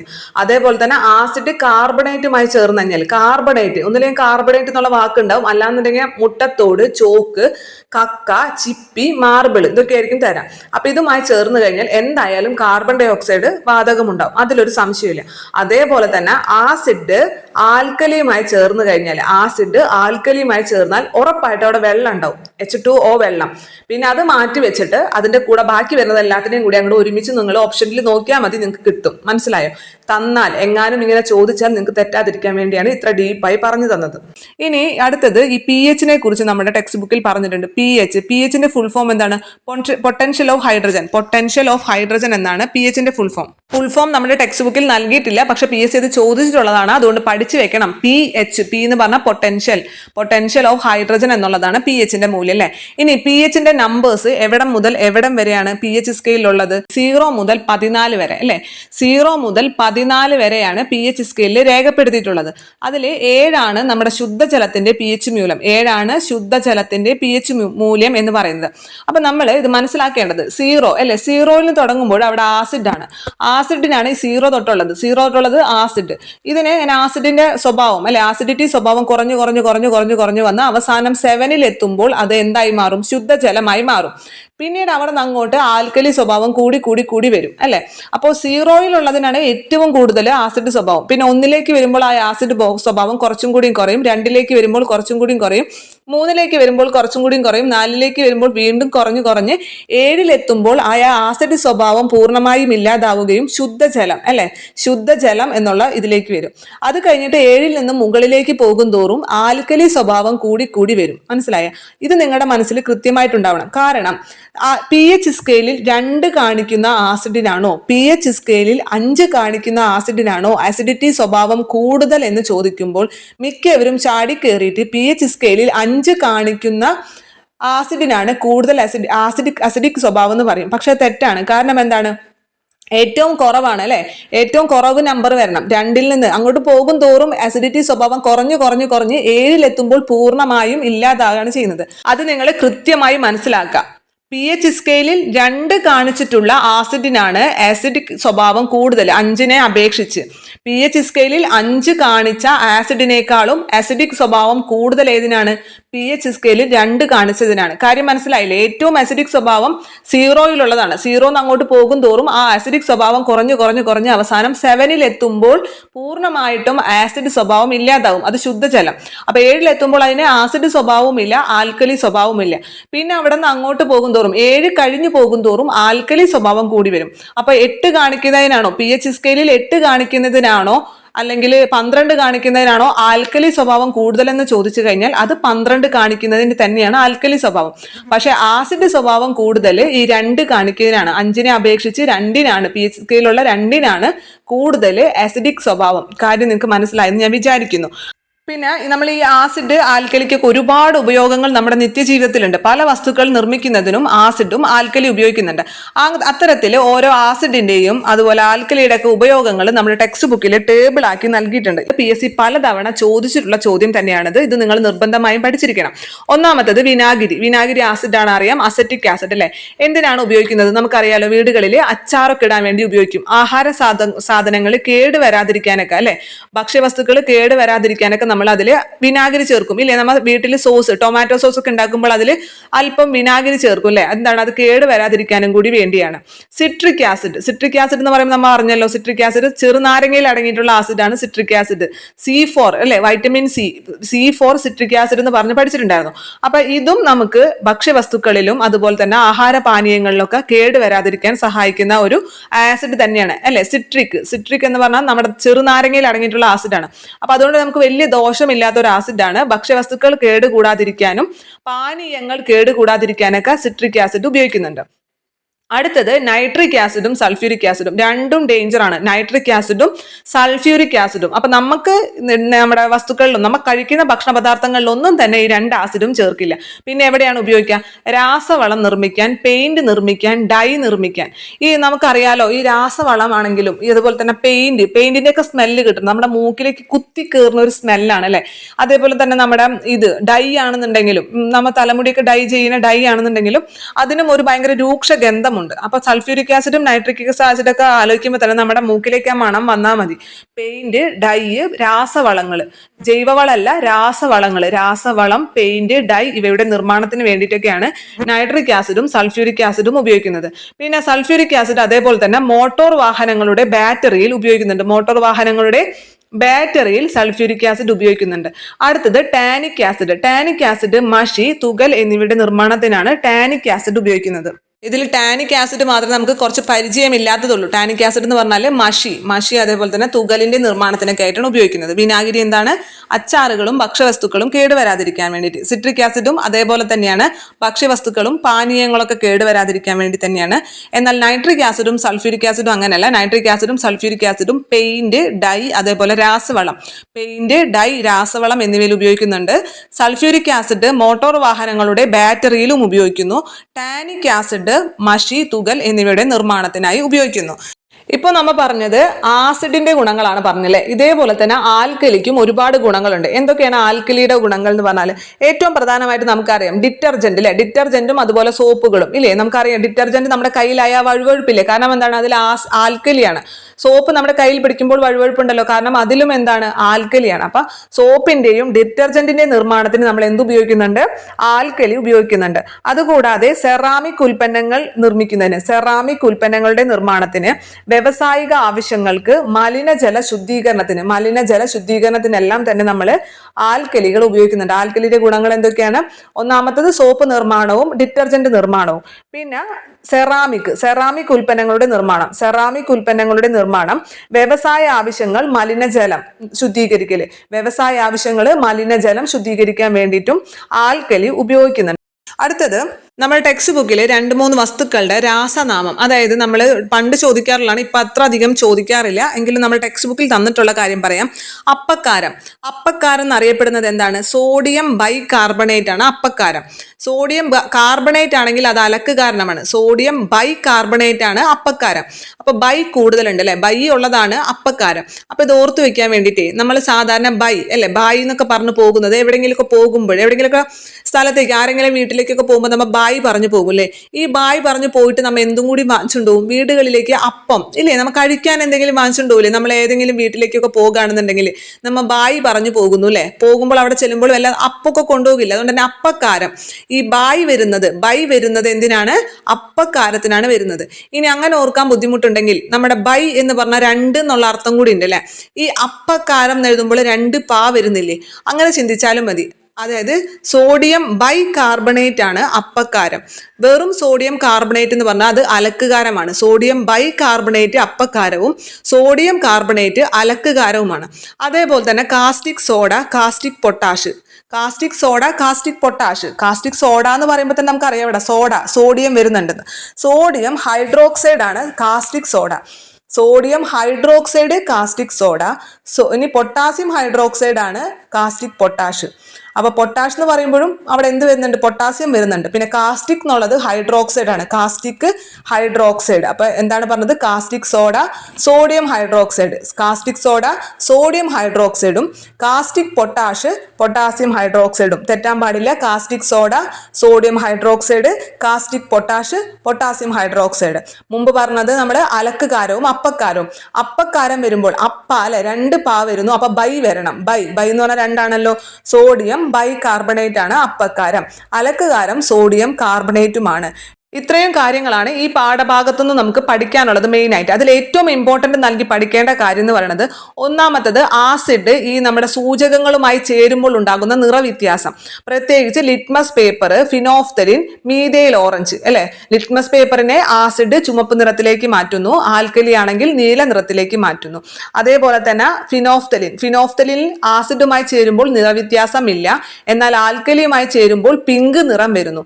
മീഥൈൽ ഓറഞ്ച് ആണെന്നുണ്ടെങ്കിൽ നമ്മുടെ ആസിഡുമായി ചേരുമ്പോൾ ഇളം പിങ്ക് നിറം. മീഥൈൽ ഓറഞ്ച് ആസിഡുമായി ചേരുമ്പോൾ ഇളം പിങ്ക് നിറവും ആൽക്കലിയുമായി ചേരുമ്പോൾ ഇളം മഞ്ഞ നിറവും ലഭിക്കുന്നു. പിന്നെ പറഞ്ഞ പ്രധാനപ്പെട്ട കാര്യം എന്ന് പറയുന്നത്, ആസിഡ് ലോഹവുമായി ചേർന്നിട്ട് ഹൈഡ്രജൻ വാതകം റിലീസ് ചെയ്യുന്നു.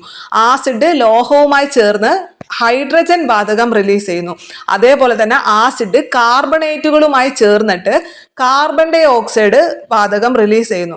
പിന്നെ അതേപോലെ തന്നെ ആസിഡും ആൽക്കലിയും കൂടി ചേർന്ന് കഴിഞ്ഞാൽ അവിടെ നിർവീകരണം വരുന്നു.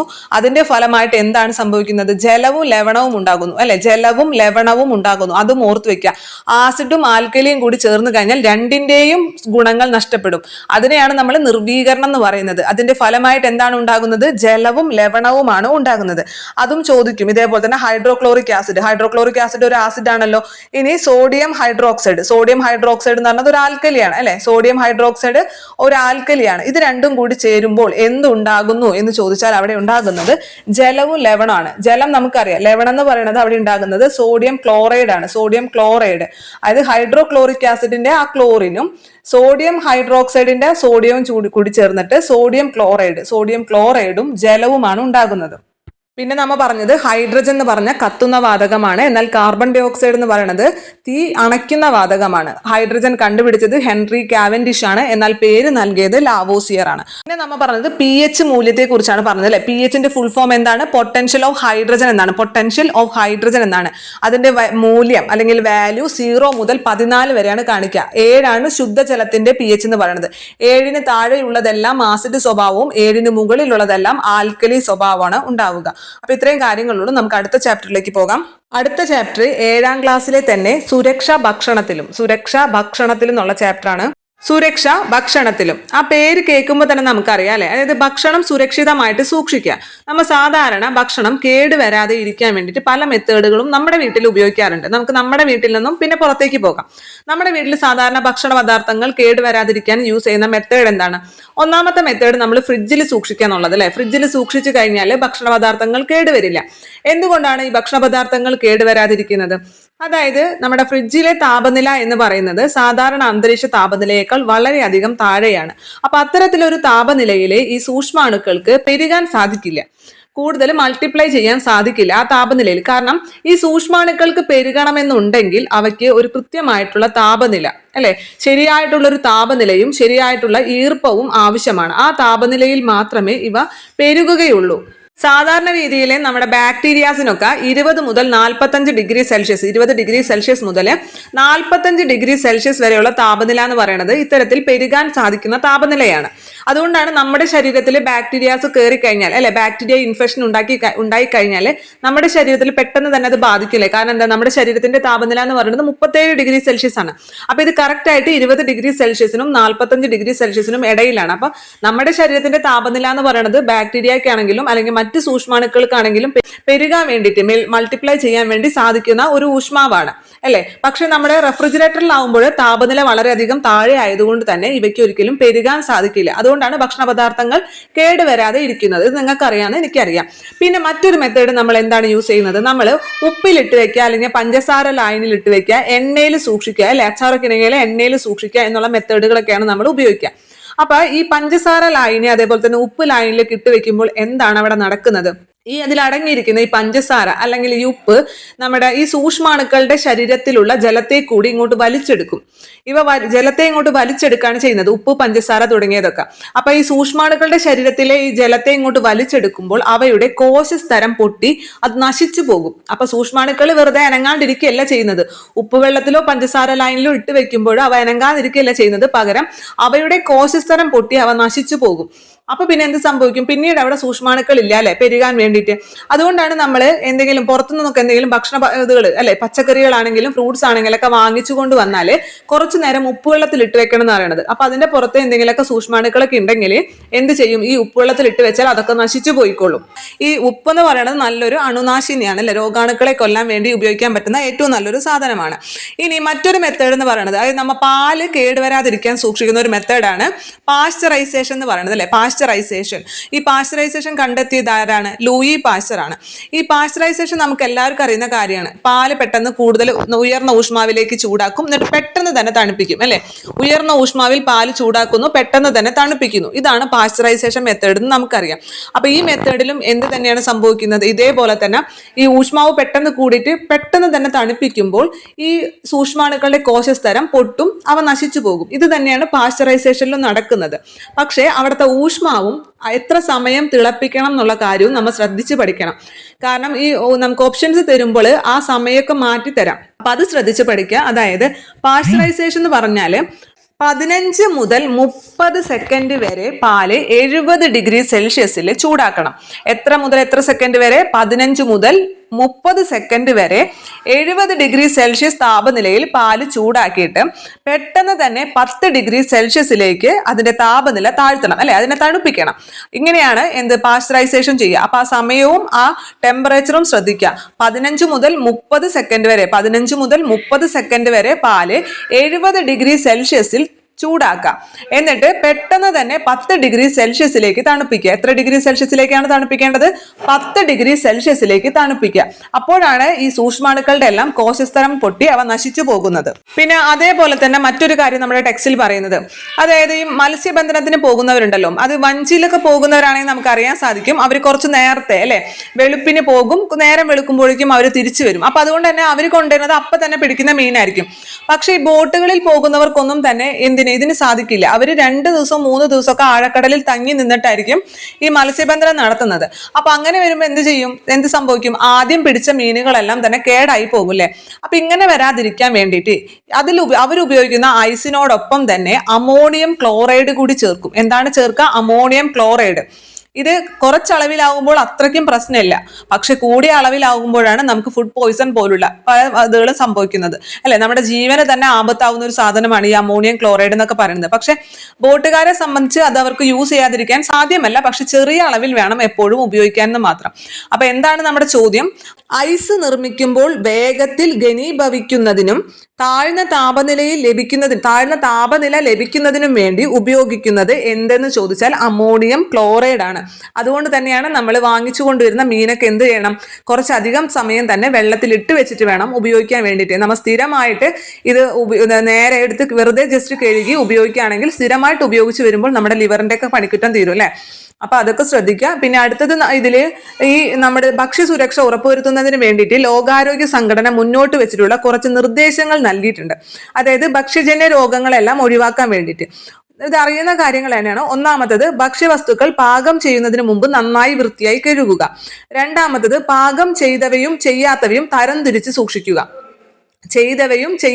തരംതിരിച്ച് തന്നെ സൂക്ഷിക്കുക. മൂന്നാമത്തത്, ഭക്ഷ്യവസ്തുക്കൾ യോജ്യമായ രീതിയിൽ പാകം ചെയ്യുക, ശരിയായ രീതിയിൽ പാകം ചെയ്യുക എന്നുള്ളത്. പിന്നെ സുരക്ഷിതമായിട്ടുള്ള താപനിലയിൽ സൂക്ഷിക്കുക. ശുദ്ധജലവും ശുദ്ധമായ അസംസ്കൃത വസ്തുക്കളും ഉപയോഗിക്കുക. അപ്പൊ ഇതിൽ 3 കാര്യം പ്രത്യേകിച്ച് ശ്രദ്ധിക്കേണ്ടത്: പാകം ചെയ്തതും പാകം ചെയ്യാത്തതും തരംതിരിച്ച് സൂക്ഷിക്കുക. രണ്ടാമത്തത്, ഭക്ഷ്യവസ്തുക്കൾ ശരിയായ രീതിയിൽ പാകം ചെയ്യുക എന്നുള്ളതും പിന്നെ സുരക്ഷിതമായ താപനിലയിൽ സൂക്ഷിക്കുക എന്നുള്ളതും. ആ 3 കാര്യം കൂടി നിങ്ങൾ ശ്രദ്ധിക്കുക. കാരണം ബാക്കിയൊക്കെ നമുക്ക് പ്രശ്നമില്ലെങ്കിലും ആ 3 ചിലപ്പോൾ ഒരു കൺഫ്യൂഷൻ വന്നേക്കാം. അതുകൊണ്ട് പറഞ്ഞതാണ്. അതേപോലെ തന്നെ നമ്മൾ ഇനി കൃത്രിമമായിട്ടുള്ള പ്രിസർവേറ്റീവ്സ്, അല്ലെ, നമ്മൾ പുറത്ത് കടകളിൽ നിന്ന് വാങ്ങിക്കുന്ന വസ്തുക്കൾ, ഇപ്പൊ അച്ചാറാണെങ്കിൽ പോലും നമ്മൾ അത് വീട്ടില് ഉപ്പ് അല്ലെങ്കിൽ എണ്ണ കുറച്ചു കൂടുതൽ ഉപയോഗിച്ചുകൊണ്ടായിരിക്കും നമ്മൾ കേടുവരാതിരിക്കാൻ വേണ്ടി ഉപയോഗിക്കുന്നത്.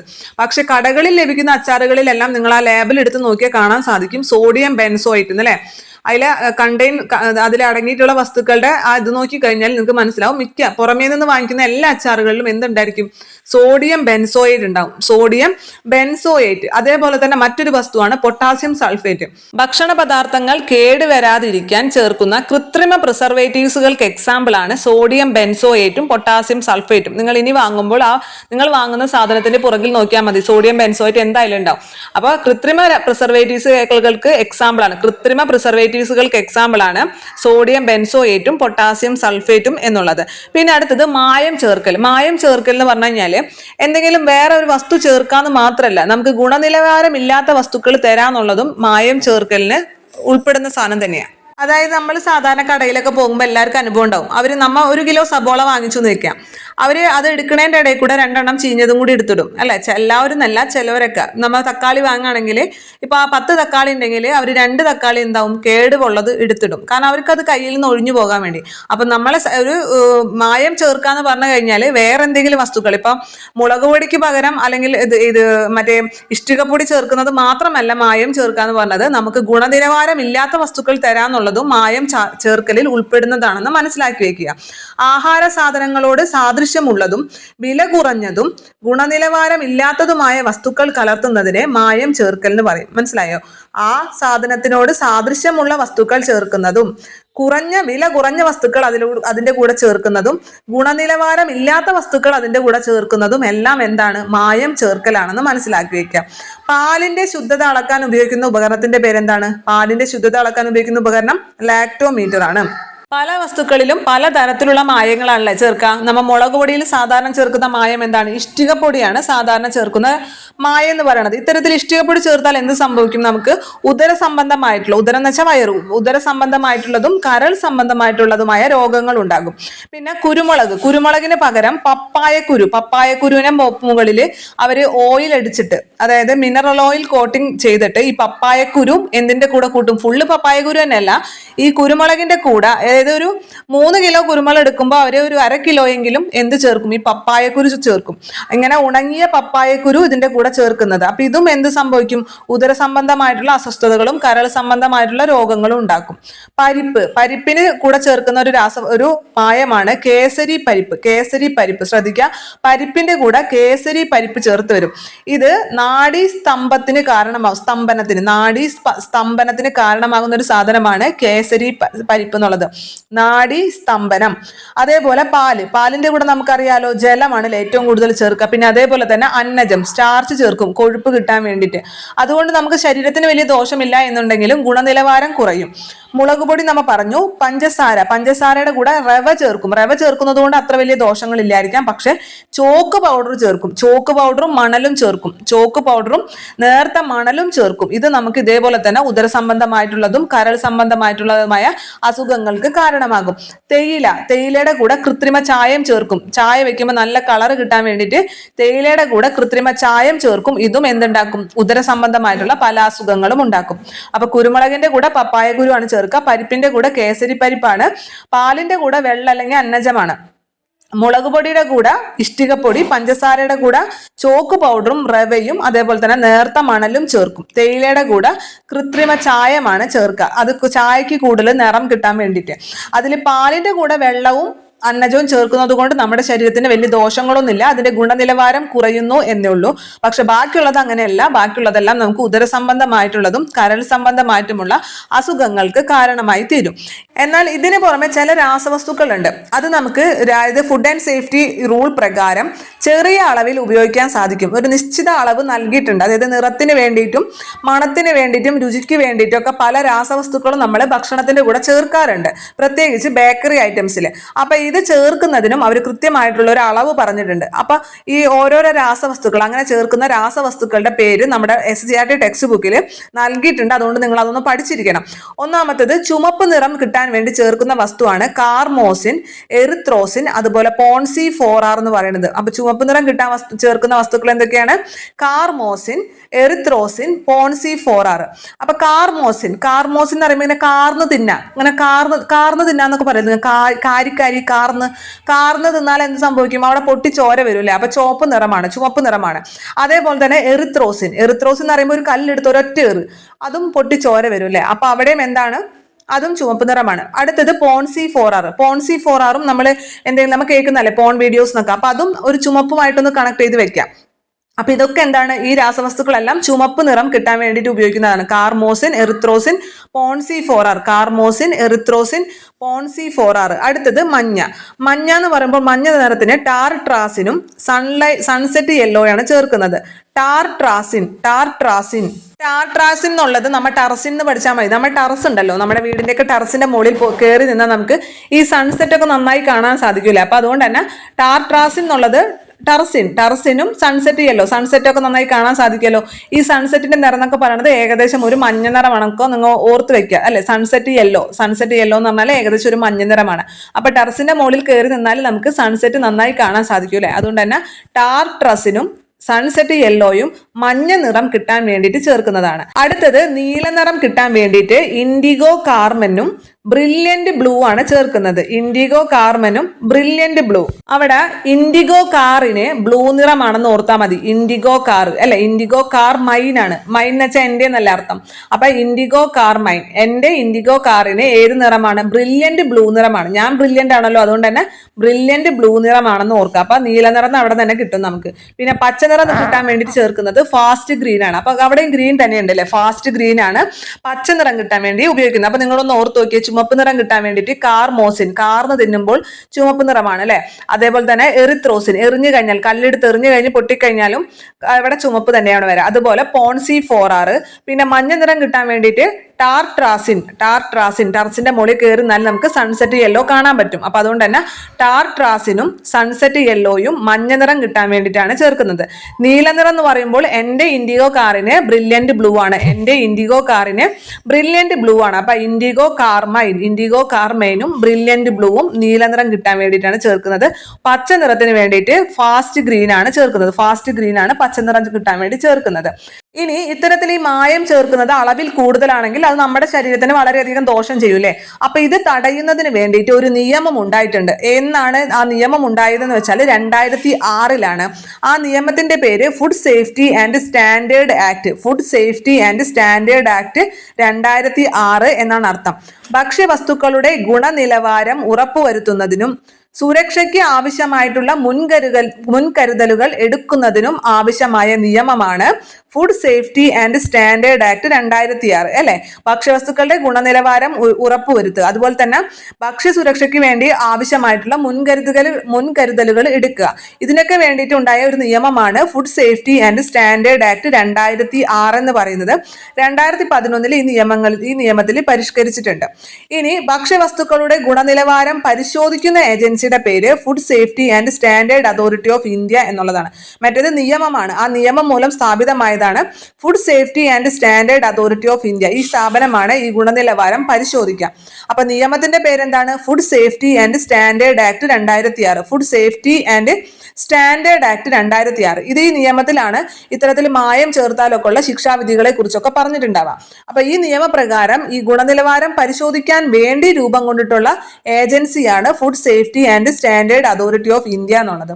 പിന്നെ അതേപോലെ തന്നെ അക്മാർക്ക് സിമ്പൽ എന്തിനാണ് ഉപയോഗിക്കുന്നത്?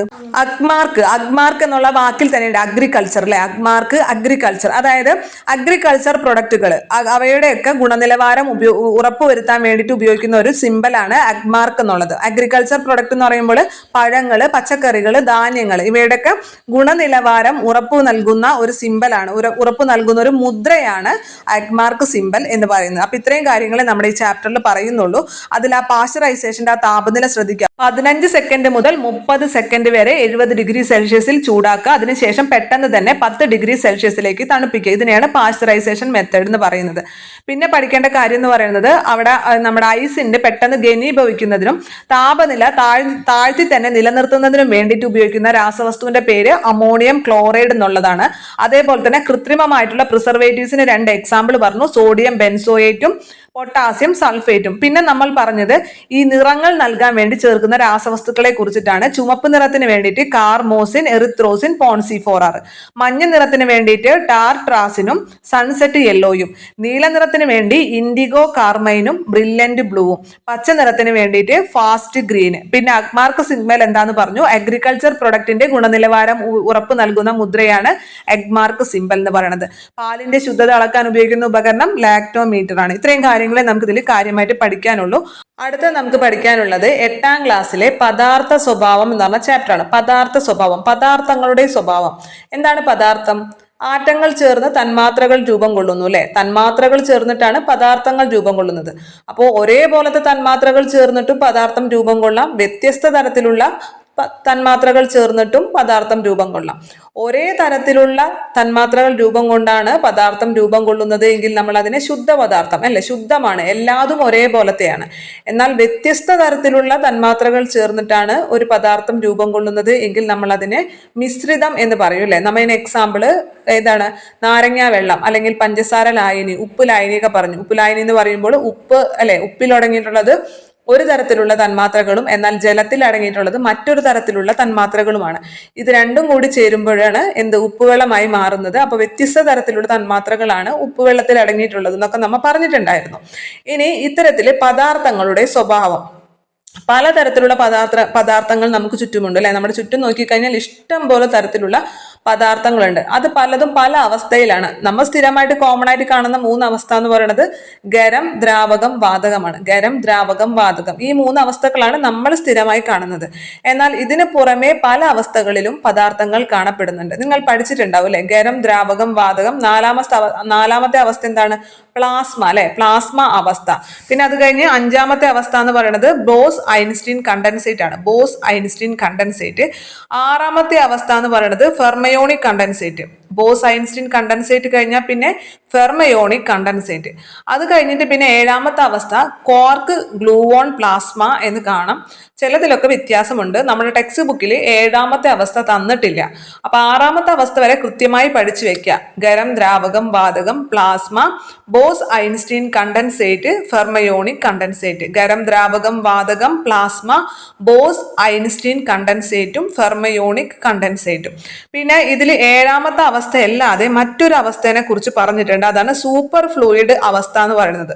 സൂപ്പർ ഫ്ലൂയിഡ് അത് 7ാമത്തെ അവസ്ഥയാന്ന് പറഞ്ഞിട്ടില്ല. പദാർത്ഥത്തിന്റെ മറ്റൊരു അവസ്ഥയാണ് സൂപ്പർ ഫ്ലൂയിഡ് അവസ്ഥ എന്ന് മാത്രമേ തന്നിട്ടുള്ളൂ. ഇപ്പോൾ നിലവിൽ ഈ 7 അവസ്ഥകളൊന്നല്ല, പലതരത്തിലുള്ള അതിനേക്കാളും 10, 11, 12 തരത്തിലുള്ള പദാർത്ഥങ്ങളുടെ അവസ്ഥകൾ കണ്ടെത്തിയിട്ടുണ്ട്. അപ്പൊ ഈ 6 വരെയുള്ള അവസ്ഥകൾ നന്നായി പഠിക്കുക. ഖരം, ദ്രാവകം, വാതകം, plasma, Bose Einstein condensate, fermionic condensate. അതേപോലെ തന്നെ ഈ സൂപ്പർ ഫ്ലൂയിഡ് അവസ്ഥ എന്നുള്ളതും പദാർത്ഥത്തിന്റെ ഒരു അവസ്ഥയാണെന്ന് മനസ്സിലാക്കി വെക്കുക. കാരണം നമ്മുടെ ടെക്സ്റ്റ് ബുക്കിൽ തന്നിട്ടുള്ളത് കൊണ്ട്. ഇനി അടുത്തത്, ഈ പദാർത്ഥത്തിന് നമ്മുടെ ടെക്സ്റ്റ് ബുക്കിൽ ഒരു ഡെഫിനിഷൻ നൽകിയിട്ടുണ്ട്. പദാർത്ഥം എന്നതിന് ഒരു ഡെഫിനിഷൻ നൽകിയിട്ടുണ്ട്. നിങ്ങൾ അത് ശ്രദ്ധിക്കുക. സ്ഥിതി ചെയ്യാൻ സ്ഥലം ആവശ്യമുള്ളതും മാസ് ഉള്ളതുമായിട്ടുള്ള എന്തിനേയും പദാർത്ഥം അഥവാ ദ്രവ്യം എന്ന് പറയാം. സ്ഥിതി ചെയ്യാൻ സ്ഥലം ആവശ്യമുള്ളതും അല്ലെ, സ്ഥിതി ചെയ്യാൻ സ്ഥലം ആവശ്യമാണ്. സ്ഥിതി ചെയ്യാൻ സ്ഥലം ആവശ്യമുള്ളതും മാസ് ഉള്ളതുമായിട്ടുള്ള എന്തിനേയും നമുക്ക് പദാർത്ഥം അഥവാ ദ്രവ്യം എന്ന് പറയാം. മാസ് ഉള്ളതുമായിട്ടുള്ള, ഇപ്പോഴും പലർക്കും ഈ മാസും അതുപോലെ തന്നെ ഭാരവും വെച്ച് ചോദിക്കുമ്പോൾ തെറ്റും അല്ലെ. PSC പലപ്പോഴും അത് തെറ്റുന്നത് കൊണ്ട് തന്നെ പലപ്പോഴും ചോദ്യം ചോദിക്കാറുമുണ്ട്. അതായത് ഭൂമിയിൽ ഒരു വസ്തുവിന് 20 മാസാണ് എങ്കിൽ ആ വസ്തുവിന് ചന്ദ്രനിൽ എത്ര മാസ് അനുഭവപ്പെടും എന്ന് ചോദിച്ചു കഴിഞ്ഞാൽ മിക്കവരും ഈ മാസിന്റെ 1/6 എടുക്കാൻ പോകും അല്ലെ. അത് ഓപ്ഷനിൽ ഉണ്ടാവുകയും ചെയ്യും. പക്ഷെ മനസ്സിൽ ഉറപ്പിക്കുക, ഏതൊരു വസ്തുവിന്റെയും മാസ് എല്ലാ സ്ഥലത്തും തുല്യമായിരിക്കും. അത് ഭൂമിയിലാണെങ്കിലും ചന്ദ്രനിലാണെങ്കിലും വ്യാഴത്തിലാണെങ്കിലും ചൊവ്വയിലാണെങ്കിലും ഒക്കെ എല്ലാ വസ്തുക്കൾക്കും എല്ലാ സ്ഥലത്തും ഒരൊറ്റ മാസ്, തുല്യ മാസായിരിക്കും അനുഭവപ്പെടുന്നത്. വ്യത്യാസമുള്ളത് ഭാരമാണ്. ഭാരമാണ് വ്യത്യാസം. ഭാരം എന്ന് പറഞ്ഞാൽ മാസ് ഇൻറ്റു ഗ്രാവിറ്റി ആണ്. മാസ് ഇൻറ്റു ആക്സിലറേഷൻ എന്നും പറയാം, അല്ലെങ്കിൽ മാസ് ഇൻറ്റു ഗ്രാവിറ്റി എന്നും പറയാം അല്ലെ. ഗ്രാവിറ്റി എന്ന് പറഞ്ഞു കഴിഞ്ഞാൽ നമുക്കറിയാം ഓരോ ഗ്രഹങ്ങളുടെയും ഗ്രാവിറ്റിയിൽ വ്യത്യാസമുണ്ട്. അതുകൊണ്ട് തന്നെ ഭാരത്തിന് വ്യത്യാസം ഉണ്ടാവും. ഗ്രഹങ്ങൾ മാറുന്നതിനനുസരിച്ച് ഒരു വസ്തുവിന്റെ ഭാരത്തിന് വ്യത്യാസം ഉണ്ടാവും. ഭാരം എന്ന് പറഞ്ഞാൽ മാസ് ഇൻറ്റു ഗ്രാവിറ്റി അല്ലെങ്കിൽ മാസ് ഇൻറ്റു ആക്സിലറേഷൻ ആണ്. അപ്പൊ അതുകൊണ്ട് തന്നെ ഇതിന്റെ ഗ്രാവിറ്റി ഓരോ ഗ്രഹങ്ങളിലും വ്യത്യാസമുള്ളത് കൊണ്ട് തന്നെ ഭാരത്തിന് വ്യത്യാസം ഉണ്ടാവും. പക്ഷെ മാസ് എല്ലാ സ്ഥലത്തും തുല്യമായിരിക്കും. കാരണം എന്താ? മാസ് എന്ന് പറഞ്ഞാൽ ഒരു വസ്തുവിൽ അടങ്ങിയ ദ്രവ്യത്തിന്റെ അളവാണ്. ഒരു വസ്തുവിൽ അടങ്ങിയിരിക്കുന്ന ദ്രവ്യത്തിന്റെ അളവിനെയാണ് നമ്മൾ മാസ് എന്ന് പറയുക. ആ ദ്രവ്യത്തിന്റെ അളവ് എവിടെ ചെന്നാലും തുല്യമായിരിക്കും. അപ്പൊ നിങ്ങൾ ഇത്രയും മനസ്സിൽ ഉറപ്പിച്ചാൽ മതി, മാസ് എല്ലായിടത്തും തുല്യമായിരിക്കും. എന്നാൽ ഭാരമാണ് പല സ്ഥലങ്ങളിലും പലത് ആയിട്ട് അനുഭവപ്പെടുക അല്ലെ. മാസ് ഉള്ളവർ, നല്ല മാസ് ഉള്ളവരൊക്കെ എവിടെ ചെന്നാലും ഒരേ സ്വഭാവം കാണിക്കുള്ളൂ അല്ലെ. അല്ലാത്തവരാണ് ചില സ്ഥലങ്ങളിൽ പട്ടിഷോ കാണിക്കും, ചില സ്ഥലങ്ങളിൽ അല്ലെ. അപ്പൊ അങ്ങനെ ചിന്തിച്ചാൽ മതി. മാസ് ഉള്ളവർ എല്ലായിടത്തും ഒരുപോലെ ആയിരിക്കും. അപ്പൊ മാസ് എല്ലാ ഗ്രഹങ്ങളിലും തുല്യമായിരിക്കും. പക്ഷെ ഭാരമാണ് വ്യത്യാസം ഉണ്ടാകാന്ന് മനസ്സിൽ ഇപ്പൊ തന്നെ ഉറപ്പിക്കുക. അപ്പൊ നമ്മൾ പറഞ്ഞത് പദാർത്ഥത്തിന്റെ ഡെഫിനിഷനാണ് പറഞ്ഞത്. സ്ഥിതി ചെയ്യാൻ സ്ഥലം ആവശ്യമുള്ളതും മാസ് ഉള്ളതുമായിട്ടുള്ള എന്തിനേയും നമുക്ക് പദാർത്ഥം അഥവാ ദ്രവ്യം എന്ന് വിളിക്കാം. സ്ഥിതി ചെയ്യാൻ സ്ഥലം ആവശ്യമാണ്, അതേപോലെ തന്നെ മാസ് ഉണ്ടായിരിക്കണം. അങ്ങനെയാണെങ്കിൽ എന്തിനേയും നമുക്ക് അതിനെ പദാർത്ഥം അഥവാ ദ്രവ്യം എന്ന് വിളിക്കാൻ സാധിക്കും. ഇനി നമ്മുടെ ഈ ചാപ്റ്ററിന്റെ ഒരു പ്രശ്നം എന്താണെന്ന് വെച്ചാൽ കുറെ ടേബിളുകൾ തന്നിട്ടുണ്ട്. ഈ ടേബിളുകളെല്ലാം തന്നെ നമ്മൾ മനസ്സിലാക്കേണ്ട കാര്യങ്ങളാണ് കൊടുത്തിട്ടുള്ളത്. അപ്പൊ ഇതൊന്നും ഫില്ല് ചെയ്യാനാണ് തന്നിരിക്കുന്നത്. അപ്പൊ ഞാൻ പറയുമ്പോൾ നിങ്ങൾ ആ ടേബിളും കൂടി ഒന്ന് നോക്കേണ്ടി വരും. അല്ലാന്നുണ്ടെങ്കിൽ ഞാൻ പറയണത് ചിലപ്പോൾ നിങ്ങൾക്ക് ക്ലിയർ ആവില്ല. അപ്പൊ നമുക്ക് ഫസ്റ്റ് തന്നെ ആദ്യത്തെ ടേബിളിലേക്ക് തന്നെ പോകാം. അവിടെ സ്വഭാവം തന്നിട്ട് ഖരം, ദ്രാവകം, വാതകം എന്ന് പറഞ്ഞിരിക്കുന്നു. അതായത് ഖരത്തിന്റെ, ദ്രാവകത്തിന്റെ, വാതകത്തിന്റെ സ്വഭാവം എഴുതാനാണ് പറഞ്ഞിട്ടുള്ളത്. ഒന്നാമത്തെ സ്വഭാവം നമ്മളോട് ചോദിച്ചിരിക്കുന്നത് മാസിനെ കുറിച്ചിട്ടാണ്. മാസ് ഖരത്തിനാണെന്നുണ്ടെങ്കിലും ദ്രാവകത്തിനാണെങ്കിലും വാതകത്തിനാണെങ്കിലും മാസ് ഉണ്ട് അല്ലെ. കാരണം മാസ് ഉള്ളെങ്കിലല്ലേ ഇവറ്റങ്ങളൊക്കെ പദാർത്ഥങ്ങളാവുള്ളൂ. അപ്പൊ ഖരത്തിനാണെങ്കിലും മാസ് ഉണ്ട്, ദ്രാവകത്തിനാണെങ്കിലും മാസ് ഉണ്ട്, വാതകത്തിനാണെങ്കിലും മാസ് ഉണ്ട്, അതിൽ സംശയമില്ല. അടുത്തത് നിശ്ചിത വ്യാപ്തം. നിശ്ചിത വ്യാപ്തം എന്ന് വെച്ചാൽ വ്യാപ്തം എല്ലായിടത്തും തുല്യമായിരിക്കും എന്നുള്ള കാര്യം. ഖരത്തിന് നമുക്കൊരു സംശയം വേണ്ട. ഖരം എവിടെ കൊണ്ടെന്ന് വെച്ചാലും അതേ വ്യാപ്തത്തിൽ തന്നെയാണ് ഇരിക്കുക. നമ്മളൊരു ഒരു കല്ലെടുത്തു, ഒരു ഇഷ്ടിക എടുത്തു, ആ ഇഷ്ടികനെ നമ്മളിപ്പോൾ ഒരു കാർഡ്ബോർഡ് ബോക്സിനുള്ളിൽ വെച്ചാലും അതിന്റെ വ്യാപ്തം തുല്യമാണ്. അല്ല നമ്മൾ അത് എടുത്തിട്ട് വേറെ എവിടെയെങ്കിലും വെച്ച് കഴിഞ്ഞാലും അതിന്റെ വ്യാപ്തം തുല്യമാണ്. അതിനിരിക്കാൻ ആവശ്യമായ സ്ഥലം എന്ന് പറയുന്നത് എപ്പോഴും തുല്യമായിരിക്കും അല്ലേ? സ്ഥിതി ചെയ്യാൻ ആവശ്യമായ സ്ഥലമാണ് വ്യാപ്തം. ഒരു വസ്തുവിന് സ്ഥിതി ചെയ്യാൻ എന്തോരം സ്ഥലം വേണം, അതാണ് അതിന്റെ വ്യാപ്തം എന്ന് പറയുന്നത്. അപ്പൊ നമ്മളൊരു ഇഷ്ടികക്കല്ല് എടുത്തിട്ട് എവിടെ വെച്ച് കഴിഞ്ഞാലും ആ ഇഷ്ടികക്കല്ലിന് അതിന്റെ ഷേപ്പിനുള്ള സ്ഥലം ആവശ്യമുള്ളൂ. അപ്പൊ അതിന്റെ വ്യാപ്തം തുല്യമാണ്, നിശ്ചിത വ്യാപ്തമാണ്. എന്നാൽ അടുത്ത് നമ്മൾ ദ്രാവകം എടുത്തു. ദ്രാവകം നമ്മൾ ഒരു എക്സാമ്പിൾ ആയിട്ട് 1/2 ലിറ്ററിന്റെ കുപ്പിയിൽ ഒരു ദ്രാവകം എടുത്തു. ഇത് നമ്മൾ പിന്നീട് 1 ലിറ്ററിന്റെ കുപ്പിയിലേക്ക് ഒഴിച്ചു കഴിഞ്ഞാൽ ഇതിന് കൂടുതൽ സ്ഥലം വേണോ? 1/2 ലിറ്ററിന്റെ കുപ്പിയിൽ 1/2 ലിറ്റർ വെള്ളം നമ്മൾ എടുത്തിരിക്കുന്നു, 1/2 ലിറ്റർ വെള്ളം എടുത്തിരിക്കുന്നു. അതിനുശേഷം നമ്മൾ അതിൽ നിന്ന് അത് 1 ലിറ്റർ കുപ്പിയിലേക്ക് പകർത്തി. അപ്പോൾ ഇത് കൂടുതൽ സ്ഥലം എടുക്കുമോ? കൂടുതൽ സ്ഥലം ഉണ്ടല്ലോ, അപ്പൊ എനിക്ക് കുറച്ച് കൂടുതൽ സ്ഥലം എടുക്കാമല്ലോ എന്ന് തോന്നിയിട്ട് ജലം കൂടുതൽ സ്ഥലം എടുക്കുമോ? ഇല്ലല്ലോ. ആ കുപ്പിയിലും 1 ലിറ്ററിന്റെ കുപ്പിയിൽ അത് പകുതി വരെ ഉണ്ടാവുള്ളൂ അല്ലെ? അപ്പൊ ജലത്തിനാണെന്നുണ്ടെങ്കിലും അതായത് ദ്രാവകത്തിനാണെങ്കിലും എപ്പോഴും നിശ്ചിത വ്യാപ്തമാണ്. ആകൃതിയിൽ വ്യത്യാസം വരാം, പക്ഷെ വ്യാപ്തം എപ്പോഴും സെയിം ആണ്. 1/2 ലിറ്റർ വെള്ളം കൊള്ളാൻ എത്ര സ്ഥലം വേണോ അത്ര സ്ഥലം തന്നെ മതി അതിനെവിടെ ചെന്നാലും അല്ലെ? പരന്ന പാത്രത്തിലാണെന്നുണ്ടെങ്കിലും ഇനി നീളത്തുള്ള പാത്രത്തിലാണെങ്കിലും ഒക്കെ അതിന്റെ വ്യാപ്തം തുല്യമായിരിക്കും അല്ലെ? എന്നാൽ വാതകമാണെങ്കിലോ, നിങ്ങൾ ഒന്ന് ആലോചിച്ച് നോക്കി. ഇത് PSC ചോദിച്ചിട്ടുള്ള ചോദ്യമാണ്, അതുകൊണ്ടാണ് എടുത്തു പറയുന്നത്. വാതകം നമ്മൾ ഒരു 1/2 ലിറ്ററിന്റെ കുപ്പിയിൽ വാതകം നിറച്ചു. അത് നമ്മൾ പിന്നീട് 1 ലിറ്ററിന്റെ കുപ്പിയിലേക്ക് പകർത്തി കഴിഞ്ഞാൽ അതിന്റെ വ്യാപ്തം അവിടെ 1 ലിറ്റർ ആയിട്ടുണ്ടാവും. കാരണം എന്താ? ഈ വാതകം ഒരു സ്ഥലത്ത് അടങ്ങിയിരിക്കില്ല അല്ലെ? നമുക്കറിയാലോ, എയർ ആണെങ്കിൽ പോലും ഒരു സ്ഥലത്ത് അടങ്ങിയിരിക്കും. അതെന്താണ്? അതിങ്ങനെ സഞ്ചരിച്ചു കൊണ്ടിരിക്കും അല്ലെ? അപ്പോൾ 1/2 ലിറ്ററിന്റെ കുപ്പിയിൽ അത് കുറച്ച് ഒതുങ്ങിയിരുന്നു എന്നുണ്ടെങ്കിൽ അതിനെ 1 ലിറ്ററിന്റെ കുപ്പിയിലേക്ക് പകർത്തുമ്പോൾ അത് എല്ലാ സ്ഥലത്തുമായിട്ട് വ്യാപിക്കും. അപ്പൊ അതുകൊണ്ട് തന്നെ എപ്പോഴും ഇതിന്റെ വാതകത്തിന്റെ വ്യാപ്തം തുല്യമല്ല, അതിന് നിശ്ചിത വ്യാപ്തം ഇല്ല. മനസ്സിലായോ? ഖരത്തിനാണെങ്കിലും ദ്രാവകത്തിനാണെങ്കിലും നിശ്ചിത വ്യാപ്തമുണ്ട്, എന്നാൽ വാതകത്തിന് നിശ്ചിത വ്യാപ്തമില്ല. PSC മുമ്പ് ചോദിച്ചിട്ടുണ്ട്. 2 ലിറ്റർ വാതകം ഒരു 5 ലിറ്ററിന്റെ കുപ്പിയിലേക്ക് നിറച്ചു. ഇപ്പോൾ ആ വാതകത്തിന്റെ വ്യാപ്തം എത്ര? ഓപ്ഷൻസ് 2 ലിറ്റർ, 5 ലിറ്റർ അല്ലെ? ഇങ്ങനെ തന്നിട്ടുണ്ടാവും. അപ്പൊ എല്ലാവരും എന്ത് ചെയ്യും? 2 ലിറ്ററിനെ എഴുതും. കാരണം എന്താ? 2 ലിറ്റർ വാതകം 5 ലിറ്ററിന്റെ കുപ്പിയിലേക്ക് നിറച്ചാലും അതിന്റെ വ്യാപ്തം 2 ലിറ്റർ തന്നെ അല്ലേ എന്ന് തോന്നും. പക്ഷെ 5 ലിറ്ററിന്റെ കുപ്പിയിലേക്ക് നിറയ്ക്കുമ്പോൾ അതിന്റെ വ്യാപ്തം 5 ലിറ്ററായി മാറിയിട്ടുണ്ടാവും. മനസ്സിലായ? 2 ലിറ്റർ വാതകം നിങ്ങൾ 5 ലിറ്ററിന്റെ കുപ്പിയിലേക്ക് നിറച്ചാൽ ആ വാതകത്തിന്റെ വ്യാപ്തം അവിടെ 5 ലിറ്റർ ആയിട്ടുണ്ടാവും. അല്ല, നിങ്ങൾ അത് 10 ലിറ്ററിന്റെ കുപ്പിയിലേക്ക് നിറച്ചാൽ അവിടെ അതിന്റെ വ്യാപ്തം 10 ലിറ്ററായി മാറിയിട്ടുണ്ടാവും. കാരണം എന്താ? ഇതെല്ലായിടത്തും വ്യാപിക്കും. ഒരു സ്ഥലത്ത് മാത്രം ഒതുങ്ങി ഞാൻ ഇവിടെ മാത്രം ഇരുന്നുകൊണ്ടെന്ന് പറഞ്ഞിരിക്കില്ല. കാര്യം മനസ്സിലായെന്ന് വിചാരിക്കുന്നു. അപ്പൊ വ്യാപ്തം എന്താണ്? വാതകത്തിന് മാത്രം നിശ്ചിത വ്യാപ്തമില്ല. അടുത്തത് ആകൃതി നിശ്ചിത ആകൃതി ഉള്ളത് ഖരത്തിന് മാത്രമാണ് അല്ലെ?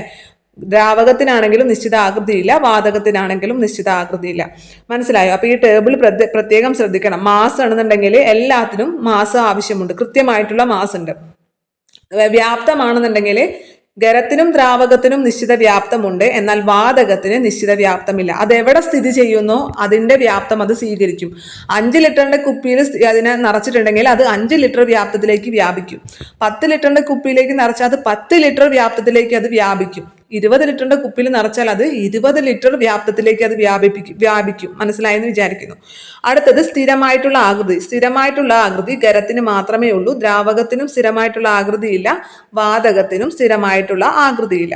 അടുത്തത് പറയുന്നത് ഈ ഖരത്തിന്റെയും ദ്രാവകത്തിന്റെയും വാതകത്തിന്റെയും കണികകളുടെ ക്രമീകരണം. അതിലെ കണികകൾ ഉണ്ടല്ലോ, അതിന്റെ ക്രമീകരണം എന്താണെന്നാണ്. അതായത് ഖരത്തിലാണെന്നുണ്ടെങ്കിൽ ഈ കണികകൾ തമ്മിലുള്ള അകലം വളരെ കുറവായിരിക്കും അല്ലെ? കണികകൾ തമ്മിലുള്ള അകലം കുറവില്ല, അത് കറക്റ്റായിട്ട് ഇങ്ങനെ പാക്ക് ചെയ്ത് വെച്ചിരിക്കുകയാണ് അല്ലെ ഖരം. അതുകൊണ്ട് തന്നെ കണികകൾ തമ്മിലുള്ള അകലം ഖരത്തിനായിരിക്കും ഏറ്റവും കുറവ്. ദ്രാവകത്തിനാവുമ്പോൾ കുറച്ചും കൂടിയും അകലം കൂടും. വാതകത്തിലേക്ക് വരുമ്പോൾ ഈ കണികകൾ തമ്മിലുള്ള അകലം കൂടും അല്ലെ? അടുത്തത് ഈ കണികകളുടെ ചലനം. ഖരത്തിലാണെന്നുണ്ടെങ്കിൽ കണികകൾ നിരന്തരം ചലിക്കുന്നില്ല അല്ലെ? ചലിക്കുന്നുണ്ടോ? ഇല്ല. ദ്രാവകത്തിലാണെന്നുണ്ടെങ്കിലും സ്ഥിരമായി എപ്പോഴും ചലിച്ചുകൊണ്ടിരിക്കുന്നില്ല. അതിപ്പോ നമ്മൾ ചൂടാക്കുമ്പോഴൊക്കെയാണ് ഈ കണികകൾ ചലിക്കുള്ളൂ. പക്ഷെ വാതകത്തിലാണെന്നുണ്ടെങ്കിൽ ഇവ നിരന്തരം ഇങ്ങനെ ചലിച്ചുകൊണ്ടേയിരിക്കുന്നു. അതേപോലെ തന്നെ കണികകൾ തമ്മിലുള്ള ആകർഷണ ബലം. കണികകൾ തമ്മിലുള്ള ആകർഷണ ബലം എവിടെയാണ് കൂടുതൽ? ഖരത്തിലാണ് കൂടുതൽ, അല്ലെ? അത് ആകർഷണം കൂടുതലുള്ളത് കൊണ്ടാണ് അവ ഇങ്ങനെ അടുത്തിരിക്കുന്നത്. അകലം വളരെ കുറവാണ്, അല്ലെ? കണികകൾ തമ്മിലുള്ള അകലം വളരെ കുറവാണ്, അവരിങ്ങനെ അടുത്തിരിക്കുകയാണ്. അകലം വളരെ കുറവാണ്, ആകർഷണം വളരെ കൂടുതലുമാണ്, അല്ലെ? എന്നാൽ ദ്രാവകത്തിലാണെന്നുണ്ടെങ്കിൽ ഖരത്തെ അപേക്ഷിച്ച് ആകർഷണം കുറവാണ്, പക്ഷെ വാതകത്തിനെ അപേക്ഷിച്ച് ആകർഷണം കൂടുതലുമാണ്. മനസ്സിലായില്ലേ? ആകർഷണം ഖരത്തിന്റെ അത്രയ്ക്കില്ല, എന്നാലും അത്യാവശ്യം ആകർഷണം ഉണ്ട്. എന്നാൽ വാതകത്തിലാണെങ്കിൽ ഈ കണികകൾ തമ്മിൽ ആകർഷണ ബലമൊന്നുമില്ല, അവർക്ക് ഇഷ്ടമുള്ള സ്ഥലത്തൊക്കെ പോകൂല്ലേ. അപ്പോൾ നമ്മെ ശ്രദ്ധിക്കേണ്ട വാതകത്തിന്റെ പ്രോപ്പർട്ടീസ് ആണ് ശ്രദ്ധിക്കേണ്ടത്. കണികകൾ തമ്മിലുള്ള അകലം വളരെ കൂടുതലായിരിക്കും, അല്ലെ? കണികകൾ തമ്മിലുള്ള അകലം കൂടുതലായിരിക്കും. കണികകൾ നിരന്തരം ചലിച്ചുകൊണ്ടിരിക്കുന്നു. അതേപോലെ തന്നെ കണികകൾ പരസ്പരം ആകർഷിക്കുന്നില്ല, അവർക്ക് പരസ്പരം ആകർഷണ ബലം ഇല്ല. അതേപോലെ അവസ്ഥാ പരിവർത്തനം നമുക്കറിയാം. ഖരം ദ്രാവകം എന്നുള്ള രൂപത്തിലേക്ക് മാറും, ദ്രാവകം വാതകം എന്നുള്ള രൂപത്തിലേക്ക് മാറും, വീണ്ടും തിരിച്ച് ഈ വാതകം ദ്രാവകത്തിലേക്കും ദ്രാവകം ഖരരൂപത്തിലേക്കും വരുന്നുണ്ട്. ഖരം നേരിട്ട് വാതകമായി മാറുന്നുണ്ട്, ഇല്ലേ? കർപ്പൂരൊക്കെ നമുക്കറിയാലോ, തുറന്നു വെച്ച് കഴിഞ്ഞാൽ നേരിട്ട് വാതകാവസ്ഥയിലേക്ക് മാറുന്നുണ്ട്. ഇത്തരത്തിൽ ഈ അവസ്ഥകൾ മാറുന്നതിനെ നമ്മൾക്ക് അവസ്ഥാ പരിവർത്തനം എന്ന് പറയും, അല്ലെ? ഖരാവസ്ഥയിലുള്ള ഖരാവസ്ഥയിൽ ഇപ്പൊ ഐസ് ക്യൂബ് ആണെന്ന് വിചാരിക്കുക. അത് എങ്ങനെയാണ് ദ്രാവകാവസ്ഥയിലേക്ക് മാറുന്നത്? ഇപ്പൊ ഐസ് ക്യൂബ് തന്നെ എടുക്കണമെന്നില്ല, ഇരുമ്പാണെങ്കിൽ പോലും നമ്മൾ ചൂടാക്കി കഴിഞ്ഞാൽ അത് ദ്രാവകാവസ്ഥയിലേക്ക് മാറും, അല്ലെ? ഐസ് ആണെങ്കിൽ അങ്ങനെയല്ലേ, താപം സ്വീകരിച്ചുകൊണ്ടല്ലേ അത് ദ്രാവകാവസ്ഥയിലേക്ക് മാറുന്നത്. അപ്പോൾ ഖരാവസ്ഥയിലുള്ള ഒരു സാധനം ദ്രാവകാവസ്ഥയിലേക്ക് മാറുമ്പോൾ താപം സ്വീകരിക്കുന്നു. ഇനി അത് കഴിഞ്ഞിട്ട് ദ്രാവകാവസ്ഥയിലിരിക്കുന്ന ഒരു വസ്തു വാതകാവസ്ഥയിലേക്ക്, അല്ലെ, ബാഷ്പത്തിന്റെ അവസ്ഥയിലേക്ക് മാറണമെന്നുണ്ടെങ്കിൽ വീണ്ടും അവിടെ താപം സ്വീകരിക്കുന്നു, അല്ലെ? അപ്പോൾ ഖരത്തിൽ നിന്നും ദ്രാവകത്തിലേക്ക് പോകണം എന്നുണ്ടെങ്കിൽ താപം സ്വീകരിക്കുന്നു, ദ്രാവകത്തിൽ നിന്നും വാതകത്തിലേക്ക് പോകണമെന്നുണ്ടെങ്കിൽ അവിടെയും താപം സ്വീകരിക്കുന്നു. പക്ഷെ ഇങ്ങോട്ട് തിരിച്ചു വരണമെന്നുണ്ടെങ്കിൽ താപം നഷ്ടപ്പെടുത്തും, അല്ലെ? തണുപ്പിക്കുകയാണ് ചെയ്യുന്നത്. നമ്മൾ വാതകത്തിൽ നിന്നും ദ്രാവകത്തിലേക്ക് വരണം. ഇപ്പൊ നമ്മൾ വെള്ളം ചൂടാക്കി, ആ വെള്ളം ബാഷ്പമായി പോയി, തിരിച്ച് നമുക്ക് ആ ബാഷ്പത്തെ വെള്ളമാക്കണം എന്നുണ്ടെങ്കിൽ എന്ത് ചെയ്യണം? ആ ബാഷ്പം ഒന്ന് തണുക്കണം, അല്ലെ? തണുക്കുമ്പോഴാണ് അത് വെള്ളമായിട്ട് മാറാം. അപ്പോൾ ഇങ്ങനെ തിരിച്ചാക്കണമെങ്കിൽ, റിവേഴ്സ് ആക്കണമെങ്കിൽ തണുപ്പിക്കണം. വാതകത്തെ ദ്രാവകമാക്കണമെങ്കിൽ തണുപ്പിക്കണം, ദ്രാവകത്തെ ഖരമാക്കി മാറ്റണം എന്നുണ്ടെങ്കിലും തണുപ്പിക്കണം, അല്ലെ? തണുപ്പിക്കണം. നമ്മൾ ഇതൊക്കെ ഉണ്ടല്ലോ, ഇരുമ്പൊക്കെ ചൂടാക്കി നമ്മൾ ആ അച്ചിലൊക്കെ ഒഴിച്ചു കഴിഞ്ഞിട്ട് നേരെ നിങ്ങൾ കണ്ടിട്ടുണ്ടാവും വെള്ളത്തിൽ മുക്കണത്, അല്ലെ? വെള്ളത്തിൽ മുക്കി പിടിക്കും. കാരണം എന്താ? അത് നല്ല ഉറച്ച് കറക്റ്റ് ഖരരൂപത്തിലായി കിട്ടാൻ വേണ്ടിയിട്ടാണ് വെള്ളത്തിൽ മുക്കുന്നത്. അപ്പൊ അത് തണുപ്പിക്കണം, എന്നാലേ ഖരരൂപത്തിലേക്ക് മാറുകയുള്ളൂ. അപ്പൊ അവസ്ഥാ പരിവർത്തനം എങ്ങനെയാണ് സംഭവിക്കുന്നത്? ഒന്നില്ലെങ്കിൽ താപം സ്വീകരിച്ചിട്ട് അല്ലെങ്കിൽ താപം നഷ്ടപ്പെടുത്തിയിട്ടാണ് അവസ്ഥാ പരിവർത്തനം നടക്കുന്നത്, അല്ലെ? താപം സ്വീകരിക്കുമ്പോൾ എന്ത് സംഭവിക്കും? ഈ കണികകൾക്കെല്ലാം കൂടുതൽ ഊർജം ലഭിക്കുമ്പോൾ ഇവർ പിന്നെ അടങ്ങിയിരിക്കൂല, പല സ്ഥലങ്ങളിലേക്കായിട്ട് സഞ്ചരിക്കും. ഈ ആകർഷണ ബലത്തെ വിച്ഛേദിച്ചുകൊണ്ട് ഇവർ പല സ്ഥലങ്ങളിലേക്ക് സഞ്ചരിക്കാൻ തുടങ്ങും.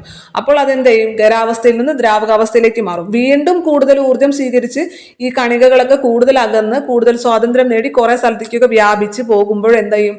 ആ ദ്രാവകാവസ്ഥയിൽ അത് വാതകാവസ്ഥയിലേക്കും മാറും. മനസ്സിലായില്ലേ? അപ്പൊ അവസ്ഥാ പരിവർത്തനത്തില് താപം സ്വീകരിക്കുന്നു, അതേപോലെ തന്നെ തിരിച്ചു വരുമ്പോൾ താപം നഷ്ടപ്പെടുത്തുകയും ചെയ്യുന്നുണ്ട്. ഈ പറഞ്ഞ കാര്യങ്ങൾ വെച്ചുകൊണ്ട് തന്നെ നമ്മുടെ ടെക്സ്റ്റ് ബുക്കിൽ ഒരു ടേബിളും കൂടി ഫില്ല് ചെയ്യാനുണ്ട്. ടേബിൾ ഫില്ല് ചെയ്തുകൊണ്ട് തന്നിട്ടില്ല, ടേബിൾ ഫില്ല് ചെയ്യാൻ തന്നിട്ടുണ്ട്. നിങ്ങൾ തന്നെത്താനെ ഫില്ല് ചെയ്യാൻ നോക്കാം. നിങ്ങൾക്ക് ആർക്കെങ്കിലും ഞാൻ ഈ പറഞ്ഞത് കേട്ടിട്ട് ഈ ടേബിൾ ഫില്ല് ചെയ്യാൻ സാധിച്ചില്ല എന്നുണ്ടെങ്കിൽ തീർച്ചയായിട്ടും കമന്റ് ചെയ്യുക, നമുക്കതൊക്കെ ഫില്ല് ചെയ്യാം. മനസ്സിലായി? ഇപ്പം ഞാൻ പറഞ്ഞത് കൃത്യമായി നിങ്ങൾക്ക് മനസ്സിലായി എന്നുണ്ടെങ്കിൽ ആ ടേബിൾ സിമ്പിളായിട്ട് നിങ്ങൾക്ക് ഇത് ഫില്ല് ചെയ്യാൻ സാധിക്കും. അടുത്തത് അവസ്ഥാ പരിവർത്തനം എന്ന് നമ്മൾ പറഞ്ഞില്ലേ? ഈ അവസ്ഥാ പരിവർത്തനത്തിന് പല പേരുകളുണ്ട്. അതായത് ഖരാവസ്ഥയിൽ നിന്നും ദ്രാവകാവസ്ഥയിലേക്ക് മാറുന്നതിന് ഒരു പേര് പറയും, ദ്രാവകാവസ്ഥയിൽ നിന്ന് വാതകാവസ്ഥയിലേക്ക് മാറുമ്പോൾ മറ്റൊരു പേര് പറയും, അല്ലെ? ഇങ്ങനെ പല പേരുകൾ ഇട്ട് നൽകിയിട്ടുണ്ട്. ആ പേരുകളൊക്കെ നമുക്കൊന്ന് പഠിച്ചിരിക്കണം. ഖരാവസ്ഥയിൽ നിന്നും ദ്രാവകാവസ്ഥയിലേക്ക് മാറുന്നതിന് എന്താണ് പറയാ? മാറിയത് ദ്രാവകാവസ്ഥയിലേക്കാണ്, അല്ലെ?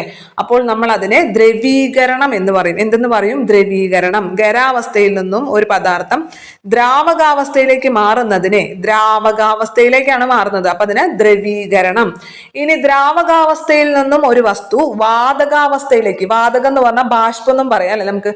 അപ്പോൾ ദ്രാവകാവസ്ഥയിൽ നിന്നും വാതകാവസ്ഥയിലേക്ക് അല്ലെങ്കിൽ ബാഷ്പത്തിന്റെ രൂപത്തിലേക്ക് മാറുന്നതിന് നമ്മൾ ബാഷ്പീകരണം എന്ന് പറയും. ഇത് രണ്ടും കിട്ടിയില്ലേ? ഖരത്തിൽ നിന്നും ദ്രാവകാവസ്ഥയിലേക്ക് മാറുന്നതിനെ ദ്രവീകരണം എന്നും ദ്രാവകാവസ്ഥയിൽ നിന്നും വാതകാവസ്ഥയിലേക്ക് അല്ലെങ്കിൽ ബാഷ്പത്തിന്റെ രൂപത്തിലേക്ക് മാറുന്നതിനെ ബാഷ്പീകരണം എന്നും പറയുന്നു. ഇനി നമ്മൾ നേരെ തിരിച്ച് ഇതിന് വാതകാവസ്ഥയിൽ നിന്നും ദ്രാവകാവസ്ഥയിലേക്ക് വരണം. ഇല്ലേ, നമ്മൾ തിരിച്ചു വരുന്നതിനെ വാതകാവസ്ഥയിൽ നിന്നും തിരിച്ച് ദ്രാവകാവസ്ഥയിലേക്ക് വരുന്നതിനെ എന്താണ് പറയാ? ആ പേരൊന്ന് പഠിച്ചു വെക്കണം, നമ്മൾ മറന്നു പോകും. സാന്ദ്രീകരണം എന്താണ് സാന്ദ്രീകരണം. വാതകാവസ്ഥയിൽ നിന്നും ഒരു പദാർത്ഥം ദ്രാവകാവസ്ഥയിലേക്ക് മാറുന്നതിനെ സാന്ദ്രീകരണം എന്നാണ് പറയാ. എന്താണ് സാന്ദ്രീകരണം പഠിച്ചു വെച്ചോളൂട്ടാ. ഇതെല്ലാം കൂടി തന്നിട്ട് ഇപ്പുറത്തെ സ്റ്റേറ്റ്മെന്റ് തന്നിട്ട് അത് ചേരുംപിടി ചേർക്കാൻ പറയും. സാന്ദ്രീകരണം, ദ്രവീകരണം, ഘനീകരണം, പിന്നെ ഉത്പാദനം എന്നൊക്കെ പറഞ്ഞ് ഞങ്ങൾ കുറെ തന്നിട്ട് ഇത് ചേരുംപിടി ചേർക്കാൻ പറയും. അതുകൊണ്ട് പഠിച്ചു വെക്കണം.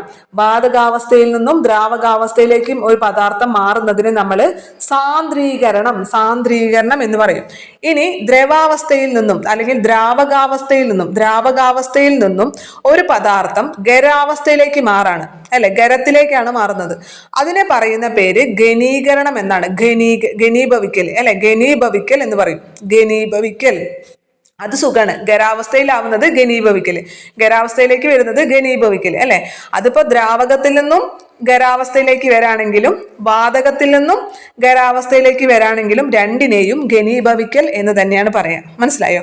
ദ്രാവകാവസ്ഥയിൽ നിന്നും ഖരാവസ്ഥയിലേക്ക് വരാണെങ്കിലും വാതകാവസ്ഥയിൽ നിന്നും ഖരാവസ്ഥയിലേക്ക് വരാണെങ്കിലും എന്ത് തന്നെ പറയുള്ളൂ? ഘനീഭവിക്കൽ.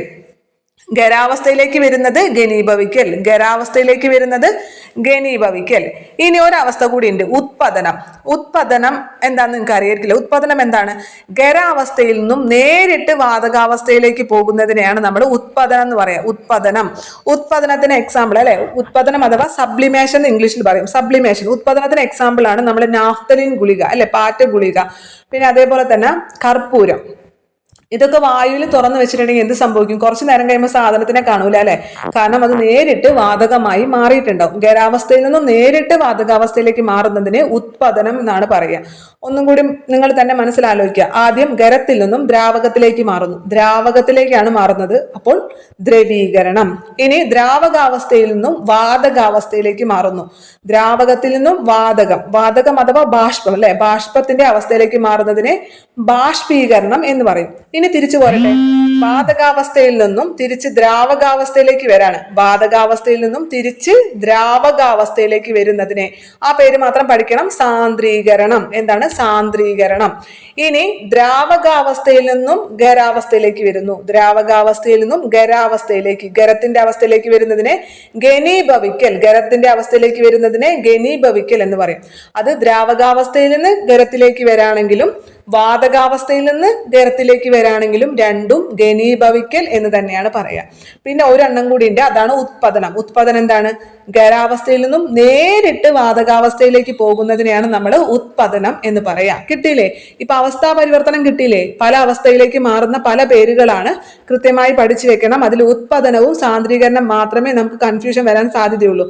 സാന്ദ്രീകരണം എന്ന് പറയുമ്പോൾ വാതകാവസ്ഥയിൽ നിന്നും ദ്രാവകാവസ്ഥയിലേക്ക് മാറുന്നതിനെയാണ് സാന്ദ്രീകരണം എന്ന് പറയാം. ഉത്പതനം എന്ന് പറഞ്ഞു കഴിഞ്ഞാല് നേരിട്ട് ഖരാവസ്ഥയിൽ നിന്നും വാതകാവസ്ഥയിലേക്ക് മാറുന്നതിനെയാണ് നമ്മൾ ഉത്പതനം എന്ന് പറയാ. അത് കിട്ടിയെന്ന് ഞാൻ വിചാരിക്കുന്നു. അടുത്തത് പറയുന്നത് വ്യാപനം എന്നുള്ളൊരു വാക്കാണ്. വ്യാപനം നമ്മൾ സാധാരണ അസുഖം വ്യാപിച്ചു എന്നൊക്കെ പറയാറുണ്ടല്ലേ. വ്യാപനം, അസുഖം വ്യാപിച്ചു എന്ന് പറയാറില്ലേ. നമ്മൾ കൊണ്ടുപോയിട്ടാണോ അസുഖം വ്യാപിപ്പിക്കുന്നത്? അല്ലല്ലോ, അത് തന്നെത്താൻ വ്യാപിക്കാണെന്നാണല്ലേ. അല്ലെ, കോവിഡ് ഒക്കെ വ്യാപിച്ചു എന്ന് പറയില്ലേ, കോവിഡ് വ്യാപിച്ചു എന്ന് പറയുന്നത് കേൾക്കാറില്ല. എന്താ? നമ്മൾ കൊണ്ടുപോയി വ്യാപിപ്പിക്കുന്നതല്ല, അതിലെ രോഗാണുക്കൾ തന്നെത്താൻ വ്യാപിക്കുന്നതാണ്. അപ്പൊ സ്വമേധയാ ചലിച്ചുകൊണ്ട്, അല്ലെ, സ്വമേധയാ കലരുന്നതിനെയാണ് നമ്മൾ വ്യാപനം എന്ന് പറയുക. അതായത് ചലന സ്വാതന്ത്ര്യമുള്ള കണികകൾ സ്വയമേ പരസ്പരം കലരുന്നതിനെയാണ് നമ്മൾ വ്യാപനം എന്ന് പറയുക. ചലന സ്വാതന്ത്ര്യമുള്ള കണികകൾ സ്വയമേ, അതാണ് അവിടെ ശ്രദ്ധിക്കേണ്ടത്. സ്വയമേ, സ്വന്തമായിട്ട് പരസ്പരം കലരുന്നതിനെയാണ് നമ്മൾ വ്യാപനം അഥവാ ഡിഫ്യൂഷൻ എന്ന് പറയാം. നമുക്ക് വ്യാപനം പഠിച്ചാൽ മതി. എന്താണ് പറഞ്ഞത്? ചലന സ്വാതന്ത്ര്യമുള്ള കണികകൾ സ്വയമേ, സ്വന്തമായിട്ട്, സ്വയമേ പരസ്പരം കലരുന്നതിന് നമ്മൾ വ്യാപനം എന്ന് പറയുന്നു. വ്യാപനം. അടുത്തത് ശുദ്ധപദാർത്ഥത്തെക്കുറിച്ചും മിശ്രിതത്തെക്കുറിച്ചാണ് പറഞ്ഞിട്ടുള്ളത്. അത് നമ്മൾക്ക് അറിയുന്ന കാര്യമാണ്, പറഞ്ഞതാണല്ലേ. ശുദ്ധപദാർത്ഥം എന്ന് പറഞ്ഞു കഴിഞ്ഞാല് ആ പദാർത്ഥത്തിലെല്ലാം ഒരേപോലത്തെ തന്മാത്രകളായിരിക്കും ഉണ്ടാവുക. അതിന് എക്സാമ്പിൾ ആണ് കറിയുപ്പ്, പഞ്ചസാര. അതിലൊക്കെ ഏത് തന്മാത്ര എടുത്താലും അതിനെല്ലാം ഒരേപോലത്തെ ആയിരിക്കും. എന്നാൽ വ്യത്യസ്ത തരത്തിലുള്ള തന്മാത്രകൾ, അതായത് നമ്മൾ ഉപ്പ് വെള്ളം, പഞ്ചസാര വെള്ളം, നാരങ്ങ വെള്ളം, ചെളി വെള്ളം, അല്ലെ, എന്ത് തന്നെ എടുത്തു കഴിഞ്ഞാലും വ്യത്യസ്ത തരം തന്മാത്രകൾ ഉണ്ടാവാം. അതിനെ നമ്മൾ എന്തെന്ന് പറയും? മിശ്രിതം എന്ന് പറയും അല്ലേ? അത് മിശ്രിതം ഇപ്പൊ വെള്ളം ഉണ്ടാകണം എന്നില്ല, നമ്മൾ പറഞ്ഞു. അതിൽ ജലം ഇപ്പൊ മിശ്രിതം എന്ന് പറയുന്നത് രണ്ട് വ്യത്യസ്ത പദാർത്ഥങ്ങളായാൽ മതി, രണ്ട് വ്യത്യസ്ത തന്മാത്രകൾ അതിൽ ഉണ്ടാകണം എന്നേ ഉള്ളൂ. രണ്ടോ രണ്ടിലധികമോ വ്യത്യസ്ത തന്മാത്രകൾ അടങ്ങിയിട്ടുണ്ടെങ്കിൽ നമ്മൾ അതിന് മിശ്രിതം എന്ന് പറയും അല്ലെ? ഉപ്പുവെള്ള എക്സാമ്പിൾ പറഞ്ഞു, അതിൽ ഉപ്പിന്റെ തന്മാത്രകളുണ്ട്, ജലത്തിന്റെ തന്മാത്രകളുമുണ്ട്. അതാണ് മിശ്രിതം എന്ന് പറയുന്നത്. അടുത്തത്, ഇതിൽ നിന്നും, ഈ മിശ്രിതത്തിൽ നിന്നും എങ്ങനെ ഘടകങ്ങളെ വേർതിരിക്കാം? മിശ്രിതത്തിൽ നിന്നും എങ്ങനെ ഘടകങ്ങളെ വേർതിരിക്കാം? 3 മെത്തേഡ് നമ്മൾ കഴിഞ്ഞ ചാപ്റ്ററിൽ പറഞ്ഞു. 3 മെത്തേഡ്. ഏതൊക്കെ മെത്തേഡാണ് പറഞ്ഞത്? ഒന്നാമത്തത് തെളിയൂറ്റൽ അല്ലെ? തെളിയൂറ്റൽ നമ്മൾ കുറച്ചു നേരം അനക്കാതെ വെച്ചിട്ട് മുകൾ ഭാഗം ഊറ്റിയെടുക്കും അല്ലെ? അതിനെ നമ്മൾ തെളിയൂറ്റൽ എന്ന് പറയും. രണ്ടാമത്തത് അരിച്ചെടുക്കൽ അല്ലെ? ഇപ്പൊ അവയുടെ വലിപ്പത്തിൽ വ്യത്യാസം ഉണ്ടെങ്കിൽ, ഈ ഘടകങ്ങളുടെ വലിപ്പത്തിൽ വ്യത്യാസം ഉണ്ടെങ്കിൽ നമുക്ക് എന്ത് ചെയ്യാൻ സാധിക്കും? എന്തെങ്കിലും ഒരു വസ്തു വെച്ചിട്ട് നമുക്ക് അത് അരിച്ച് എടുക്കാൻ പറ്റും അല്ലെ? അരിച്ചെടുക്കൽ. മൂന്നാമത്തത് ബാഷ്പീകരണം. ബാഷ്പീകരണം എന്ന് പറഞ്ഞാൽ ഉപ്പ് വേർതിരിച്ചെടുക്കാൻ നമ്മൾ ഉപയോഗിക്കുന്ന മാർഗം. കടൽ വെള്ളത്തിൽ നിന്നും ഉപ്പ് വേർതിരിച്ചെടുക്കാൻ നമ്മൾ ഉപയോഗിക്കുന്ന മാർഗം ബാഷ്പീകരണമാണ്. കടൽ വെള്ളം ചൂടാക്കും, അല്ലാന്നുണ്ടെങ്കിൽ വെയിലത്ത് വെക്കും അല്ലെ? അതിലെ വെള്ളം മുഴുവൻ നീരാവിയായി പോകും, നമുക്ക് ഉപ്പ് കിട്ടും. അതിനെ ബാഷ്പീകരണം. അപ്പൊ 3 മെത്തേഡ്: തെളിയൂറ്റല്, അരിച്ചെടുക്കല്, ബാഷ്പീകരണം. ഈ 3 മെത്തേഡ് അല്ലേ പഠിച്ചുള്ളൂ? ഇവിടെ നമുക്ക് ഒരുപാട് മെത്തേഡുകൾ പഠിക്കാനുണ്ട്. അതിൽ ആദ്യം തന്നെ നമുക്ക് ഇവിടെ ഒരു ടേബിൾ തന്നിട്ടുണ്ട്. അതിൽ ഫസ്റ്റ് ചോദിച്ചിരിക്കുന്നത് ചായയിൽ നിന്നും ചായച്ചണ്ടി, നമുക്ക് ഈടൻ എന്നൊക്കെ പറയും ഞങ്ങൾ ഈ ഭാഗത്ത്. ചായച്ചണ്ടി എങ്ങനെയാണ് വേർതിരിച്ചെടുക്കാൻ സാധിക്കുക? ചായയിൽ നിന്നും ചായച്ചണ്ടി നമ്മൾ എങ്ങനെയാണ് സാധാരണ വേർതിരിക്കുക? അരിക്കും അല്ലെ? അരിക്കും. അപ്പൊ എന്താ, അവിടെ കണികകൾക്ക് വലുപ്പ വ്യത്യാസമാണ്. ഇപ്പൊ നമ്മൾ ചായയിൽ നിന്ന് ചായച്ചണ്ടി തന്നെയല്ല, നമ്മൾ പണ്ട് കാലത്തൊക്കെ വീട് പണിയുമ്പോൾ മണലരിക്കും ഇല്ലേ? ഇപ്പോൾ ആ സിസ്റ്റം ഇല്ല. പണ്ട് വീട് പണിയുന്നതിന് മുമ്പ് മണലിറക്കിയിട്ട് മണലരിക്കലുണ്ട്. കാരണം എന്താ, ഈ മണലിൽ വലിയ വലിയ കല്ലുകൾ ഉണ്ടാവും. ആ കല്ലുകൾ നീക്കം ചെയ്യാൻ വേണ്ടിയിട്ട് നമ്മൾ മണലരിക്കും അല്ലെ? എന്നിട്ട് ആ വലിയ കല്ലുകൾ മുകൾബയിൽ വന്നിട്ട് അരിപ്പയിൽ വന്ന് അവിടെ നിൽക്കും, തങ്ങി നിൽക്കും. നമ്മൾ അതെടുത്ത് മാറ്റിടും. അപ്പൊ എന്താണ്, ഈ വലിപ്പ വ്യത്യാസമുള്ള ഘടകങ്ങളെ മാറ്റാനാണ് നമുക്ക് എന്ത് പറ്റുള്ളൂ? അരിക്കൽ പ്രക്രിയ പറ്റുള്ളൂ. അടുത്തത് കടൽ വെള്ളത്തിൽ നിന്ന് ഉപ്പ് മാറ്റുന്നത്. കടൽ വെള്ളത്തിന് ഉപ്പ് മാറ്റം എങ്ങനെയാ? ബാഷ്പീകരണം അല്ലെ? ബാഷ്പീകരണം. അതായത് ഒരെണ്ണം ബാഷ്പമായി പോകുന്ന സ്വഭാവം, ഒരെണ്ണം ബാഷ്പമാകാത്ത സ്വഭാവമാണ് അല്ലെ? ഒരെണ്ണം വെള്ളം ബാഷ്പമായി പോകും, പക്ഷെ അതിൽ ഉപ്പ് ബാഷ്പമായി പോകൂല. അപ്പൊ അതുകൊണ്ട് തന്നെ അതിന് നമുക്ക് എങ്ങനെ എന്ത് ചെയ്യാം? ബാഷ്പീകരണം എന്നുള്ള മെത്തേഡ് ഉപയോഗിക്കാം. അടുത്തത് നെല്ലും പതിരും വേർതിരിക്കുന്നത്. നെല്ലും പതിരും എങ്ങനെ വേർതിരിക്കുക? നമ്മൾ നെല്ലും പതിരും കൂടി അടങ്ങിയത് ആയിരിക്കും. മുകളിൽ നിന്ന് നമ്മളിങ്ങനെ മുറത്തിലിട്ട് ഇങ്ങനെ താഴത്തേക്ക് ഇങ്ങനെ ഇടും അല്ലെ? വീഴ്ത്തിക്കൊണ്ടിരിക്കും പതുക്കനെ, സാവധാനം. ഇപ്പുറത്തുനിന്ന് നല്ല സ്പീഡിൽ കാറ്റ് ഇങ്ങനെ അടിച്ചുകൊണ്ടിരിക്കും. അപ്പൊ എന്താണ്, ഇതിൽ നിന്ന് കനം കുറഞ്ഞതായിരിക്കും ഈ പതിരുകൾ. ഇത് മുഴുവൻ തെറിച്ചു പോകും അല്ലെ? കാറ്റ് വന്ന് അടിക്കുമ്പോൾ പതിര് തെറിച്ചു പോകും. അപ്പൊ അതെന്താ, അവിടെ ഭാരവ്യത്യാസം, ഈ ഘടകങ്ങളുടെ ഭാരവ്യത്യാസമാണ് ഉപയോഗപ്പെടുത്തിയിരിക്കുന്നത്. നെല്ലിനാണെങ്കിൽ പതിരിനേക്കാട്ടും ഭാരമുണ്ട്, പതിരിന് ഭാരം കുറവാണ്. അപ്പൊ ഭാരവ്യത്യാസം ഉപയോഗപ്പെടുത്തിക്കൊണ്ടാണ് അവിടെ ഘടകങ്ങൾ വേർതിരിച്ചെടുത്തത്. അടുത്തത് അലുമിനിയം പൊടിയും ഇരുമ്പ് പൊടിയും കലർന്ന മിശ്രിതം. അതെങ്ങനെ വേർതിരിക്കുക? അലുമിനിയം പൊടിയും ഇരുമ്പ് പൊടിയും കലർന്ന മിശ്രിതം. നമ്മൾ ഒരു കാന്തം എടുത്താൽ മതി അല്ലെ? കാന്തം എടുത്തിട്ട് ഈ മിശ്രിതത്തിന്റെ മുകളിൽ കൂടി ആക്കുമ്പോൾ ഇതിൽ ഇരുമ്പ് മുഴുവനും കാന്തത്തുമ്മൽ വന്ന് പറ്റിപ്പിടിക്കും. കാരണം എന്താ, കാന്തത്തിന്റെ സ്വഭാവം അല്ലെ? സ്വഭാവം വ്യത്യാസമാണ്. അപ്പൊ അവിടെ നമ്മൾ കാന്തത്തിന്റെ ഇരുമ്പിന്റെ ഈ കാന്തിക സ്വഭാവമാണ് നമ്മൾ അവിടെ ഉപയോഗപ്പെടുത്തിയത്. അപ്പൊ ചായ അരിച്ചെടുത്തപ്പോൾ നമ്മൾ അതിലെ വലിപ്പ വ്യത്യാസമാണ് ഉപയോഗപ്പെടുത്തിയത്. കടൽ വെള്ളത്തിൽ നിന്ന് ഉപ്പ് വേർതിരിച്ചെടുത്തപ്പോൾ ഒരെണ്ണത്തിന്റെ ബാഷ്പീകരണ സ്വഭാവം ഉപയോഗപ്പെടുത്തി. നമ്മൾ നെല്ലും പതിരും തമ്മിൽ വേർതിരിച്ചെടുത്തപ്പോൾ നമ്മൾ അതിന്റെ ഭാരവ്യത്യാസം ആണ് ഉപയോഗപ്പെടുത്തിയത്. അലുമിനിയം പൊടിയും ഇരുമ്പ് പൊടിയും തമ്മിൽ വേർതിരിച്ചപ്പോൾ നമ്മൾ അവിടെ എന്താണ് ഉപയോഗപ്പെടുത്തിയത്? ഇരുമ്പിന്റെ കാന്തിക സ്വഭാവമാണ് നമ്മൾ അവിടെ ഉപയോഗപ്പെടുത്തിയത്. ഇത്തരത്തില് ഈ മിശ്രിതത്തിൽ നിന്നും ഘടകങ്ങളെ വേർതിരിച്ചെടുക്കാൻ ഒരുപാട് മെത്തേഡുകളുണ്ട്. അതിൽ കുറച്ച് മെത്തേഡാണ് നമുക്ക് അവിടെ അടിയിൽ തന്നിട്ടുള്ളത്. ഒന്നാമത്തത് സ്വേദനം. സ്വേദനം എന്ന് പറഞ്ഞാൽ എന്താണ് മെത്തേഡ്? സ്വേദനം എന്ന് പറഞ്ഞു കഴിഞ്ഞാൽ ബാഷ്പീകരണം തന്നെയാണ്, പക്ഷെ മുഴുവനായിട്ട് ബാഷ്പീകരണമല്ല. അതായത് ബാഷ്പീകരണം എന്ന് പറഞ്ഞു കഴിഞ്ഞാൽ നമ്മൾ അവിടെ ഉപ്പ് മാത്രമേ ഉപയോഗപ്പെടുത്തുന്നുള്ളൂ. കടൽ വെള്ളം എടുക്കുന്നു, ചൂടാക്കുന്നു, വെള്ളം നീരാവിയായി പോയിട്ട് നമുക്ക് ഉപ്പ് മാത്രം കിട്ടുന്നു അല്ലെ? നമ്മൾ ഉപ്പ് മാത്രമാണ് എടുക്കുന്നത്. പക്ഷെ സ്വേദനം എന്ന് പറഞ്ഞാൽ അങ്ങനെയല്ല. സ്വേദനത്തിൽ എന്ന് പറയുമ്പോൾ നമ്മൾ രണ്ടും ശേഖരിക്കും, ഉപ്പും ശേഖരിക്കും, ഇപ്പുറത്ത് നമ്മൾ ശുദ്ധജലവും ശേഖരിക്കും. മനസ്സിലായ? അതായത് ഇതിൽ നിന്നും നീരാവിയായി പോകുന്ന ആ ജലം നമ്മൾ ശേഖരിക്കും. അതിനെയാണ് നമ്മൾ സ്വേദനം എന്ന് പറയാം. 2 ഘടകങ്ങളെയും നമ്മൾ മാറ്റി മാറ്റി ശേഖരിക്കും. ഉപ്പ് വെള്ളത്തിലെ ഉപ്പും നമ്മൾ ശേഖരിക്കും, മുകളിലേക്ക് പോയ ആ വെള്ളവും നമ്മൾ ഡിസ്റ്റിൽഡ് വാട്ടറും നമ്മൾ ഉപയോഗിക്കും. അതിനെ നമ്മൾ സ്വേദനം എന്ന് പറയും. അതായത് നമുക്ക് വേർതിരിക്കേണ്ട മിശ്രിതത്തിൽ ഒന്നിന് ബാഷ്പീകരണ സ്വഭാവമുണ്ട് അല്ലെ, ബാഷ്പമായി പോകുന്ന സ്വഭാവമുണ്ട്. എന്നാൽ മറ്റൊന്നിന് ബാഷ്പമായി പോകുന്ന സ്വഭാവമില്ല അല്ലെ. വെള്ളത്തിന് ബാഷ്പമായി പോകുന്ന സ്വഭാവമുണ്ട്, ഉപ്പിന് ബാഷ്പമായി പോകുന്ന സ്വഭാവമില്ല. അതാണ് നമ്മളിവിടെ ഉപയോഗപ്പെടുത്തിയത്. എന്നാൽ മറ്റൊരു സിറ്റുവേഷൻ പറയാം. അതായത് ഇപ്പൊ ക്രൂഡ് ഓയിൽ പറയാണ്. ക്രൂഡ് ഓയിലിൽ പെട്രോൾ ഉണ്ട്, മണ്ണെണ്ണയുണ്ട്, ഡീസൽ ഉണ്ട്, പല വസ്തുക്കളുണ്ട് അല്ലെ. ഇതിനെല്ലാം തന്നെ ബാഷ്പീകരണ സ്വഭാവമുണ്ട്, എല്ലാതും ബാഷ്പമായി പോകും. പക്ഷേ ഇതിനെല്ലാത്തിനും വ്യത്യസ്ത ബാഷ്പീകരണമാണ്, അതായത് വ്യത്യസ്ത തിളനിലയാണ് ഉള്ളത്. അപ്പൊ ഇത്തരത്തിൽ നമ്മൾ സ്വേദനമല്ല ഉപയോഗിക്കുക. ഈ രീതിയിൽ, അതായത് എല്ലാത്തിനും ബാഷ്പീകരണ സ്വഭാവം ഉണ്ട് എങ്കിൽ നമ്മൾ അവിടെ ഉപയോഗിക്കുന്ന മെത്തേഡ് അംശിക സ്വേദനമാണ്. മനസ്സിലായോ? അതായത് നമുക്കുള്ള മിശ്രിതത്തിലെ എല്ലാ ഘടകങ്ങൾക്കും ബാഷ്പീകരണ സ്വഭാവം ഉണ്ട് എങ്കിൽ നമ്മൾ അവിടെ സ്വേദനം എന്നുള്ള പ്രക്രിയയിൽ ഉപയോഗിക്കുക, പകരം അംശിക സ്വേദനം എന്നുള്ളതാണ് ഉപയോഗിക്കുക. എനിക്കറിയാം നിങ്ങൾക്ക് കുറച്ചൊക്കെ ബോറടിച്ച് തുടങ്ങിയിട്ടുണ്ടാവും. പക്ഷെ ഈ ചാപ്റ്റർ ഇപ്പോൾ കഴിയാറായി. ഈ ബോറിംഗ് ഒക്കെ ഇപ്പൊ നിൽക്കും, നിങ്ങൾ പേടിക്കേണ്ട, കുറച്ചും കൂടെ ഉള്ളൂ. ഒന്ന് ക്ഷമയോട് കൂടി കേട്ടിരിക്കുക.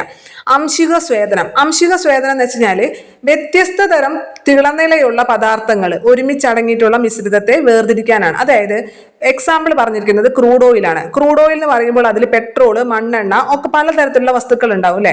അപ്പൊ ഈ നമ്മുടെ ക്രൂഡ് ഓയിലിനാണ് പെട്രോളും മണ്ണെണ്ണ ഒക്കെ വേർതിരിക്കുന്നത്. അപ്പൊ ഇതിന്റെയൊക്കെ തിളനില വ്യത്യാസമാണ്. പെട്രോളിന്റെ തിളനില അല്ല മണ്ണെണ്ണയ്ക്കുള്ളത്, മണ്ണെണ്ണയുടെ തിളനില ആയിരിക്കില്ല മറ്റുള്ളതിനുള്ളത്. അപ്പൊ ഇത്തരത്തിലെ വ്യത്യസ്ത തിളനിലയുള്ളത്. അപ്പൊ നമ്മൾ എന്ത് ചെയ്യും? ഇത് നന്നായിട്ട് ചൂടാക്കും. ആദ്യം തിളനിലയുള്ളത് ആദ്യം തിളച്ച് ബാഷ്പമായി മാറും അല്ലെ. ഏറ്റവും കൂടുതൽ തിളനിലയുള്ളത് ആദ്യം തന്നെ തിളച്ച് ബാഷ്പമായി മാറും. അപ്പൊ നമ്മൾ എന്ത് ചെയ്യും? അതിനെ വേഗം തന്നെ നമ്മൾ ശേഖരിക്കും. പിന്നെ അത് കഴിഞ്ഞിട്ട് അടുത്തത് തിളച്ച് ബാഷ്പമാവും. അപ്പൊ രണ്ടാമതായിട്ട് അതിനെ ശേഖരിക്കും. പിന്നെ മൂന്നാമതായിട്ട് അടുത്തതാണ് തിളച്ച് ബാഷ്പമായി മാറുള്ളൂ അല്ലെ. അപ്പൊ ഇതിന് ആദ്യം തിളയ്ക്കുന്നത് ആദ്യം ബാഷ്പമായി മാറും. അപ്പൊ അതിനെ നമ്മൾ ഇത്തരത്തിൽ വേർതിരിച്ചെടുക്കും. അങ്ങനെ പല തരത്തിൽ തിളനിലയുള്ളത് അല്ലെങ്കിൽ വ്യത്യസ്ത തിളനിലയിലുള്ള പദാർത്ഥങ്ങൾ അടങ്ങിയിട്ടുള്ള മിശ്രിതത്തെ വേർതിരിക്കാനാണ് നമ്മൾ അംശിക സ്വേദനം ഉപയോഗിക്കുന്നത്. മനസ്സിലായോ നിങ്ങൾക്ക്? അതായത് ക്രൂഡ് ഓയിലിൽ പല ഘടകങ്ങൾ അടങ്ങിയിട്ടുണ്ട്, പലതിന്റെയും മിശ്രിതമാണ് ക്രൂഡ് ഓയിൽ. പക്ഷേ അതിന്റെ എല്ലാം തിളനിലയ്ക്ക് വ്യത്യാസമുണ്ട്. അതുകൊണ്ട് തന്നെ പെട്രോളിൽ നിന്നും ഇത് വേർതിരിച്ചെടുക്കാൻ ഉപയോഗിക്കുന്ന മെത്തേഡ് അംശിക സ്വേദനമാണ്. അപ്പൊ ചോദ്യം എന്തായിരിക്കും വരാം? ഏത് രീതി ഉപയോഗിച്ചുകൊണ്ടാണ് പെട്രോളിൽ നിന്നും ഡീസലും മണ്ണെണ്ണയും പെട്രോളൊക്കെ നമ്മൾ വേർതിരിച്ചെടുക്കുന്നത് അല്ലെ. ക്രൂഡ് ഓയിലിൽ നിന്നും ഏത് മെത്തേഡ് ഉപയോഗിച്ചിട്ടാണ് നമ്മൾ ക്രൂഡ് ഓയിലിൽ നിന്നും നമ്മൾ പെട്രോള്, മണ്ണെണ്ണ, ഡീസൽ ഇതൊക്കെ വേർതിരിച്ചെടുക്കുന്നത് എന്നായിരിക്കും ചോദ്യം. അംശിക സ്വേദനം എന്നുള്ള മെത്തേഡ് ഉപയോഗിച്ചിട്ടാണ് നമ്മൾ വേർതിരിച്ചെടുക്കുന്നത്. അത്രേ അവിടെ പഠിക്കാനുള്ളൂ. അടുത്തത് സെപ്പറേറ്റിംഗ് ഫണൽ. അവിടെ ഫണൽ എന്നുള്ള പേര് കേൾക്കുമ്പോൾ തന്നെ അറിയാലേ, നമ്മൾ ഫണലിൽ കൂടി സാധാരണ നമ്മൾ ഫണലിൽ കൂടി എന്താണ് ഒഴിക്കുക? ഈ മണ്ണെണ്ണ, വെളിച്ചെണ്ണയൊക്കെയാണ് ഫണലിൽ കൂടി ഒഴിക്കുക അല്ലെ. അപ്പൊ നമുക്കറിയാം, നമ്മൾ വെള്ളത്തിലേക്ക് കുറച്ച് മണ്ണെണ്ണ ഒഴിച്ചു അല്ലെങ്കിൽ വെള്ളത്തിലേക്ക് കുറച്ച് വെളിച്ചെണ്ണ ഒഴിച്ചു എന്ന് വിചാരിക്കുക. അപ്പൊ എന്ത് ചെയ്യും? ഈ മണ്ണെണ്ണയാണെങ്കിലും വെളിച്ചെണ്ണയാണെങ്കിലും നമ്മുടെ വെള്ളത്തിൽ ഇങ്ങനെ പൊങ്ങിക്കെടുക്കും അല്ലെ, പൊങ്ങിക്കെടുക്കില്ലേ? അപ്പൊ ഇത് തമ്മിൽ നമുക്ക് ഈ വെള്ളത്തിനെയും ഈ മണ്ണെണ്ണനെയും വേർതിരിക്കണമെന്നുണ്ടെങ്കിൽ എന്ത് ചെയ്താൽ മതി? ഒരു സെപ്പറേറ്റിംഗ് ഫണൽ ഉപയോഗിച്ചാൽ മതി. അതിന്റെ ചിത്രം അവിടെ നൽകിയിട്ടുണ്ട് അല്ലെ. അതായത് ഈ മുകൾ ഭാഗത്താണ് ഈ മണ്ണെണ്ണ അല്ലെങ്കിൽ വെളിച്ചെണ്ണ പൊങ്ങിക്കെടുക്കുക. അടിഭാഗത്തുള്ളത് വെള്ളമായിരിക്കും. ഒരു തുള്ളി മണ്ണെണ്ണ പോലും അടിയിക്ക് വരില്ല, ഫുള്ളായിട്ട് മുകളിൽ പൊങ്ങിക്കെടുക്കും. അപ്പൊ നമ്മ എന്ത് ചെയ്യാ? അടിയിൽ കൂടി സാവധാനം ആ വെള്ളത്തെ ഇങ്ങോട്ട് അടിയിലേക്ക് വരുത്തിക്കൊണ്ട് അതിനെ ശേഖരിക്കുക. അപ്പൊ മുകൾ ഭാഗത്ത് അവിടെ മണ്ണെണ്ണ എത്തുന്ന ഭാഗമാകുമ്പോൾ അത് സ്റ്റോപ്പ് ചെയ്യുക. അപ്പൊ നമുക്ക് എന്തായി? മണ്ണെണ്ണയും വേർതിരിച്ച് കിട്ടി, വെള്ളവും വേർതിരിച്ച് കിട്ടി. മനസ്സിലായോ? ചിത്രത്തിൽ കണ്ടില്ലേ? ഒരു ഫണലിൽ കൂടി അടിയിലേക്ക് സാവധാനം ആദ്യം വെള്ളം ശേഖരിക്കും. കാരണം എന്താ? മണ്ണെണ്ണ എപ്പോഴും വെള്ളത്തിന്റെ മുകളിലേ പൊങ്ങിക്കെടുക്കുള്ളൂ, ഒരിക്കലും വെള്ളത്തിന്റെ അകത്തേക്ക് വരില്ല. അപ്പൊ ആദ്യം അടിയിൽ കൂടി സാവധാനം ആദ്യം വെള്ളം ശേഖരിക്കും, അതിനുശേഷം മണ്ണെണ്ണ ശേഖരിക്കും.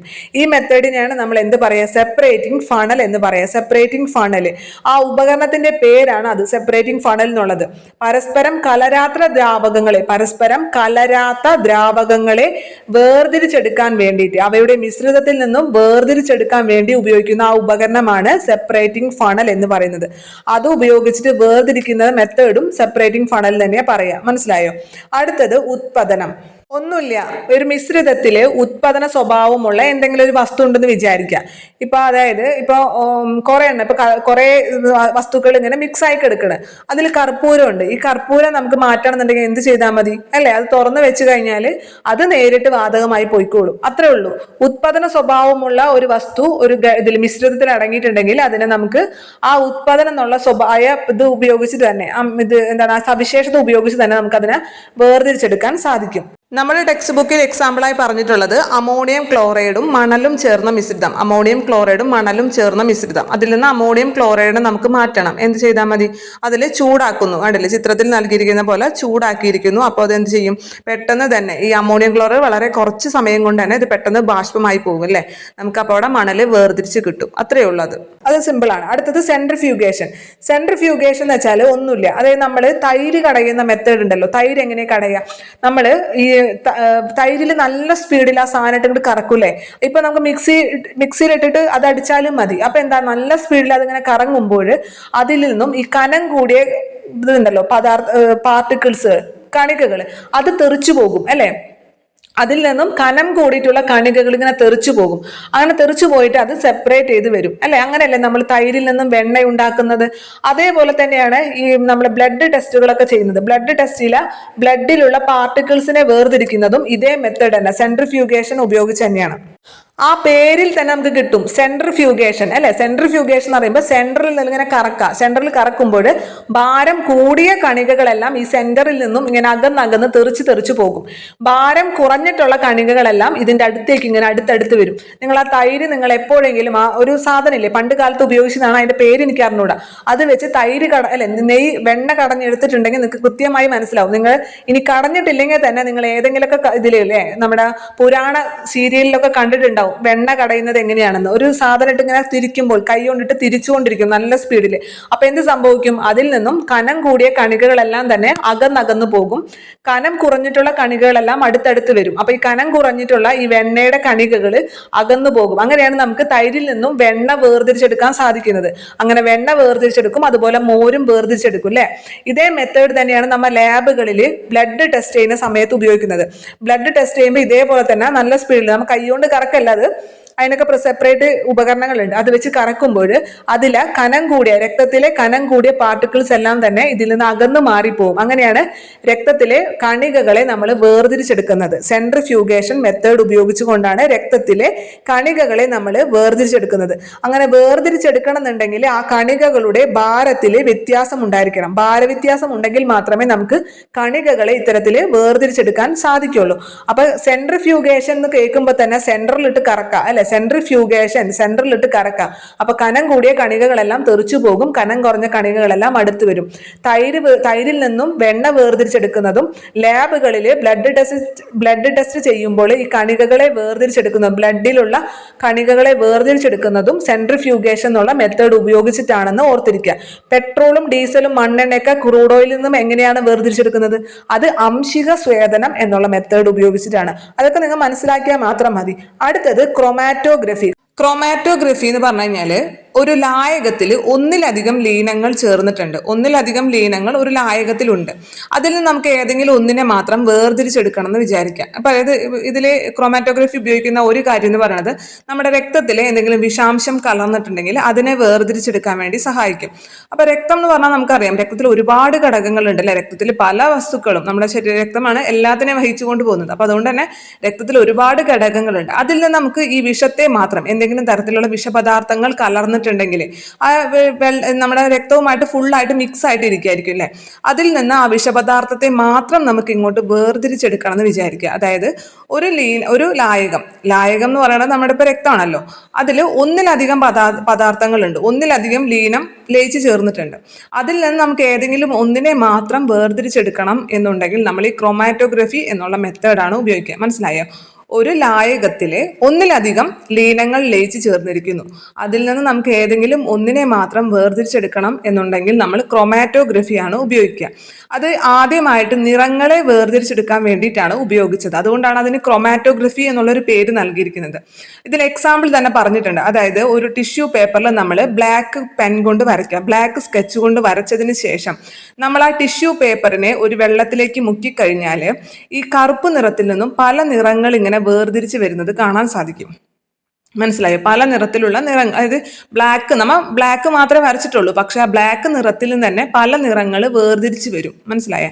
അപ്പൊ ഇത്തരത്തില് ഒരു നിറത്തിൽ മറ്റു നിറങ്ങളെ വേർതിരിച്ചെടുക്കാൻ വേണ്ടിയിട്ടാണ് ആദ്യമായിട്ട് ഇത് ഉപയോഗിച്ചത്.